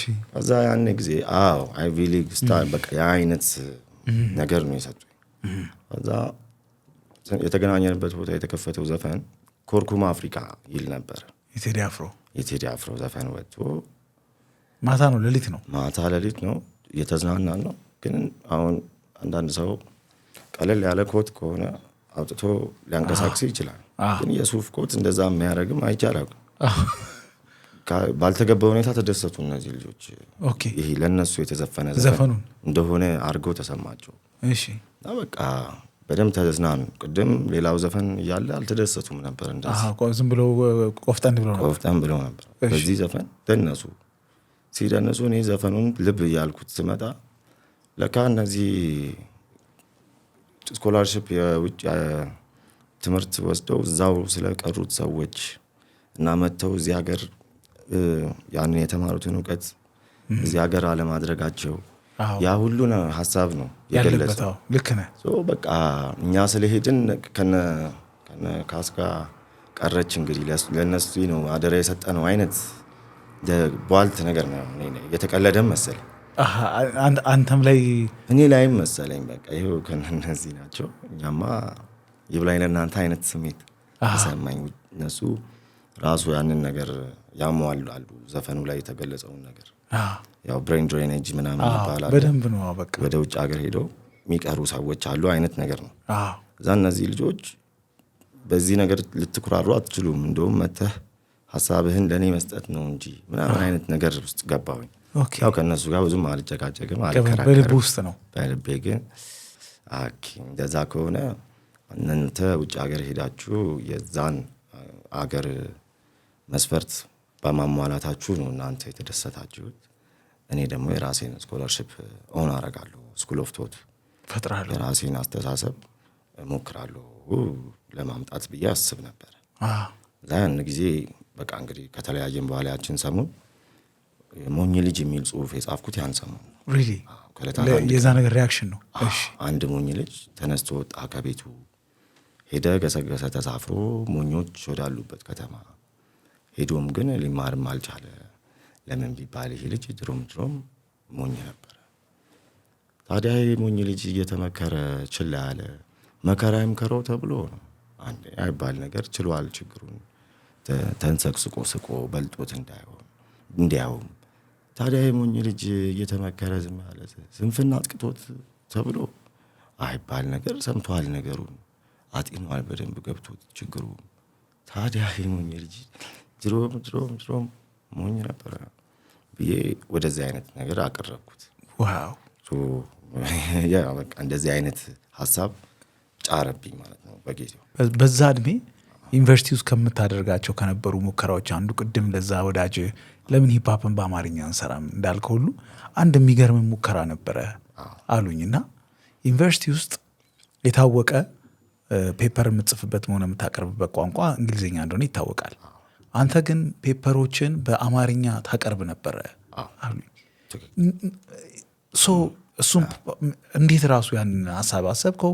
መንገዱን ሳገኘው ምንድን ነው መሰለህ፣ ይሄ እንግዲህ ለየት ያለ ነገር ላነሳ የምችለው 11ኛ ክፍል የገባን ጊዜ አርትና ሳይንስ መርጠን የሶሻል ማህበረሰብ ሳይንስ የመረጥን ጊዜ እኛ ደስተኛ ሆነን ልንማር የፈለግነው ቢዝነስ ኢኮኖሚክስ ነበር። ይህንን ሁለቱንም ክፍለ ጊዜዎች በአንዴ ነው የሚያስተምረን። አንድ አይነት መምህር ነው የነበረ። እሱ በር ላይ ቆሞ ይጠብቀናል እኛ እስክንገባ ክላስ። ገብተን ስንጨርስ እናንተ ናችሁ አለን። ያው እንግዲህ ሀሳባችሁን የምትቀይሩ ከሆነ በሩ ክፍት ነው፣ አሁን መውጣት ትችላላችሁ አለ። ወደ ናቹራል መሄድ ከፈለጋችሁ፣ ከዛ ውጭ ግን በዚህ እንስማማ አለ። ይህን 2 ዓመት የምትማሩት 11 12 የምትማሩት ትምህርት እኛ ሀገር ላይ አፕላይ ላይ ይደረግ ይችላል ብሎ ነው ያስማማል። ግን በቃ እናንተ አድጋችሁ ተምራችሁ ልትቀይሩት ትችላላችሁ ሀገሪቱን የቢዝነስ እንቅስቃሴ። ግን አሁን ኤግዚስት አያደርግም፣ የለም እኛ ሀገር ላይ በትምህርት ደረጃ ነው በቲዮሪ ነው እንጂ ያለው አይተገበርም አለን እና በሱ ተስማምተን ከዛ ነው በሩን ዘግቶ ማስተማር የቀጠለው። ስለዚህ ምንድነው ይሄ ቀልድ ነው የመሰለን። በቃ ኦሬዲ እንደማይሳካለንም ጭንቅላታችን ያስባል ውስጥ ይገርማል። ለዛም ነው በቃ የሆነ ሂፕሆፕ ምናምን እንዲመጣ ይሄ ምን ይባላል እኛ ቤት ሁለት ባለ አትክል አንዱ ቢበጠስ በአንዱ ተንጠልጠል ይባላል። ሁለት ነገር ቢኖርህ አንዱ እንትን ቢል አንዱ ባይሳካ አንዱ ትይዛለህ አይነት በፊት የሚባል አለ ተሞክሮ። ወላጆች አያቶችን ቤተሰቦች እንግዲህ ያው እንደ አቀባበል ነው ሌላም ነገር ትይዛለህ። እንደዛ አይነትም ነገር ስለነበር እሱ ተጽዕኖ አደረ። ከዛ ከገባው በኋላ ግን እዛ ትምህርት ቤት እነዛ የምንማራቸው ነገሮች በአማርኛ ስለማንማረው ነው እኛ የተቸገርነው። ማትሱንም ቅድም ስማረው በአማርኛው በማረው ማትስም ጎበዝ ሆኜ ሊሆን ይችል ነበር የሚል ነገር መጣ። መጨረሻ ላይ ፈተናው የሚያስቸግርህ እንግሊዝኛ ለማወቅህ ነው እንጂ ቁጥሩን ልታመጣው ትችል ነበር። ግን ምንድነው ፈልግ የተባልከው ከበድ ያለ ቃላት አሉ የእንግሊዝኛ። ከዛ እሱ ነው ጎበዝ እንዳንሆን ያደረገን ይላል። አሁን ደግሞ በቃ ትንሽ ቻንስ ነው ያለኝ እኔ ለእውቀት ለመማር። ይህንን በቃ የምሬን በአማርኛ ለእውቀት እንዲሆን ከዛ ደግሞ ከጠቀመኝም ሀሳቤን መሸጥ ስለሆነ ይሄ የንግግር ባህሉን ቅድም ያልኩ ችግሮችን መፈታበት መድረክ አረኩት መለማመጃ። አስተማሪዎቹም አይቃወሙ እንዳው በቃ አንተ ኮንፊደንት አሁን ለምሳሌ እንዴት መሰለህ ተማምነህ ስታረገው አገላለጹ ይሄ ነው ተባለ። እንግዲህ አንድ ጊዜ ስሞክረው ተጨበጨበልኝ። እዛ ለቅድሙ አጨብጭቡልኝ ሳትል ተጨበጨበና ይሄንን ነው የምንፈልገው ምናምን አለ ሰውየው። ከዛ በቃ ሜቢ አንዳንዱ ሰዎች ይወዱታል፣ አንዳንዶቹ ማርክ ይቀንሱብሃል። ከዛ ሙሉውን 3 ዓመት እንደዛ በማድረግ ትሬነር ራሴን አረኩት። በዚህ ሁሉ ጉዞ ውስጥ ግን በዛ በበጋ የሚል የአንድ ሰው ጽሁፍ ቅድም ከነገርከኝ የቤተሰብ ወዳጆች አንዱ ሰው ጽሁፍ አስተሳሰብን በአጠቃላይ ጉዞውን እንደ ሬቨሌሽን ሊቆጠር በሚችል ሁኔታ ቀይሮታል። እና ምንድነው ራሱ በዛ በበጋ ምን ቢሆን ነው እንደዛ የቀየረ? ራሱ በዛ በበጋ ነው። በጣም እሱ ነገር ነው የገረመኝ። ያው በዛ በበጋ ህፃናት መዝሙር ነው የሚታወቀው ነው። በልጅነታችን ዘምረነዋል። ግን ትርጉም አይገባኝም ነበረ። አሁን ግን አሁን ቅድም ያልኩ ይሄ ጢቆ የሚባል የወንድምህ ጓደኛ አብረው አሃዱ የሚለው ዘፈን ላይ ያሉት እሱ የሰራቸው ሙዚቃዎች ኮምፒውተር ላይ አሉ። እኔ ለማጥናት እንግዲህ አሁን ወደ ሂፕሆፕ ሲመጣ ሁሉንም ነገር ማጥናት ጀምሬያለሁ፣ ሪሰርች ማድረግ ሁሉንም። ከኛ ሀገር ኢንስፒሬሽን እነዚህ ከኛ ሀገር ተጽዕኖ እንግዲህ እነዚህ ሰዎች አድርገዋል። ከፍቼ እሱን በምሰማ ጊዜ እስኪት ነበረች የ1 ደቂቃ የጢቆ ስሰማው በዛ በበጋ የሚለውን ነው የቀየረው። እንግዲህ መሸበትና ሰው ቤት ገባ፣ ልጅቷን አያት ተከናንባ፣ ወደደችው ወደዳት፣ ይዟት ጠፋ በሌሊቱ። ከዛ ግን የሆነ እንደዚህ አይነት አጋጣሚ መጥቶ ወንዙ በቃ ሞልቶ ወሰዳት። ያን ጊዜ ሰውየው ላይ እንግዲህ እንደዚህ የደረሰበት ሰውዬ እንግዲህ እንደ ፊልምን ብታየው እዛ ሰውዬ ላይ ነው አለቀሰ ብለን ቁስሉ ላይ ነበር ለካ እንጨት የሰደድንበት። እንዴት እንደዚህ አይነት ሲጀመር እንደዚህ አይነት ስቶሪ በልጅነታችን ስንዘምር ነበር። ምንድን ነበረ አሁን ላለብን ነገር ቅድም ስንዘምር የነበረው ነገር ራሱ አምጥቶብናል ችግር የሚል ነገር ነው ያገኘሁት። ልክ እሱ እዚህ ላይ አሻገራት ልጅቷ። አልሰመጥን፣ ወንዙ አልሞላም፣ በሰላም ይዟት በቃ ጠፋ። በቃ ወደ ሃፒ ኤንዲንግ አደረገ። ያ የምናውቀውን የበዛ በጋ ኤንዲንግ አላካተተም። በሱ እንግዲህ በሱ ናሬቲቭ በሱ ተውኔት እንደዛ አይደለም። ይዟት ጠፍቶ አልሰመጡ። በቃ ገረመኝ። እሱ ልቤ ተነካ። በዛ እውነትህ ነው ማለት 3 ደቂቃ እንግዲህ አሁን ርዝመቱ ዘፈኖች 3 ደቂቃ 4 ደቂቃ እስከ 5 ይሄዳል። ይሄ 1 ደቂቃ ነው፣ አይሞላም ራሱ እንደዛ። በዛ ውስጥ ግን ይህንን አስተሳሰብ ቀየረው። በቃ ተሸክሜው ተሰሩ የነበረውን ሀሳብ አይደለም ነፃነት ተቀየረ። እና ደግሞ ጥሩ ሆነ። በቃ ይሄ ከነጭ ፊልም የምናየው ካርቱን ፊልሞች ላይ የምናየው ሃፒ ኤንዲንግ እዚህ ላይም አገኘሁበት። እንደዚህ ማድረግ ይቻላል እንዴ? ወደኋላ ተመልሶ የነበረብንን ችግር ማከም ይቻላል። ከዛ ደግሞ ወደፊት እንዳይዘልቅና አሁን እኮ ሁለቱም አለ። ያኛውም ሰምጣም የነበራቸው አለ፣ እዚህ ጋርም ተርፋለች ነው። ሁለቱም አለ። ደግሞ መጻፍ ይቻላል ታሪክ። እሱ ገረመኝ በቃ። እና ደግሞ እሱ እንዴት አሰበ? ስንት ሌላ የሚዘፈን ሌላ ነገር እየኖረ ምን አሳስቦት ነው? ምን ለመቀየር ፈልጉ ነው የሚለው እስከ ማልቀስ ድረስ ነው የደረስኩት። እውነትህን ነው።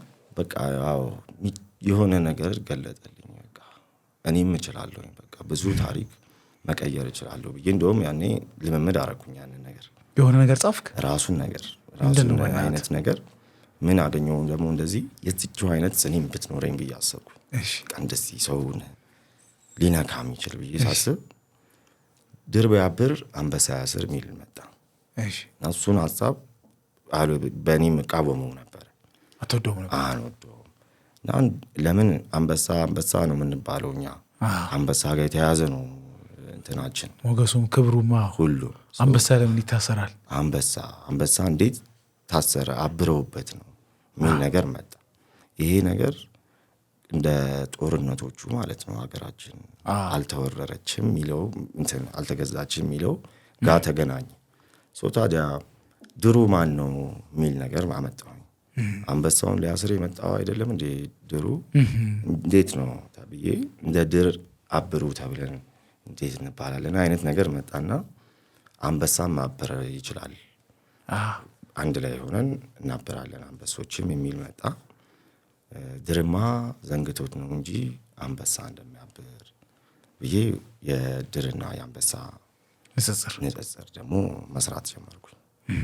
እሱ ነገር አሁን እንግዲህ አብሮ እስከ መስራት ድረስ ከሌሎች ሰዎች ጋር ፊውቸሪንግ እስከ መስራት ድረስ ያ አስተምሮት እንግዲህ እኔ ላይ የአንበሶች ትብብር ነው። ከአንበስን ያብር ይላል ራሱ ቀና ልብ ላይ ከብሩ ራሱ አንጻር ነው። ለብር እናርገው ይሄንን ጥበብ ወይስ ትውልድን አብረን በቃ ለእኛ ጤንነት እንድንታከምበት ይሁን ሚለው ጸብ መጣ። ራሱ ብር ብላ እስክጠፋት ድረስ እንደዚህ አይነት ነገር በቃ መጣ። ብቻ ይህንን አይነት አስተምሮ ነው እንግዲህ ስራ ላይ መጣ። ወደ ሙዚቃ ስገባ ለግራፊቲ ያጠራቀምኳቸውን ቃላት መንዝሬ ነው ወደ ሙዚቃ አስገብቼ የምጠቀመው ትላለህ። ምንድን ነው? የሆነ በወረቀት በሆነ ባንክ ነው? ምንድን ነው? የት ነው ያጠራቀምካቸው? በጭንቅላት ነው። ግን ያው እንደዚህ ማስታወሻ ደብተር ላይ ይዛቸዋለሁ ብዙ ቃላትን።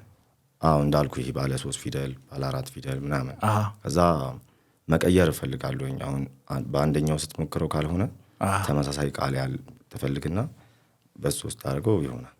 ከዛ ደግሞ ወደ ፓሲቭ አክቲቭ ይሄ ቀጥታ የነበረውን ወደ ኋላ ስታደርገው ምናምን ብዙ አይነት እንግዲህ የራሱ ጥበብ አለው አሰራር እንዳለው ይሄ ተቆልጦ ተወቅጦ እንደሚባለው እዛ ውስጥ እንግዲህ የምታገኛቸው ይሄ ግብአቶች አድርጌ ነው የምጠቀማቸው።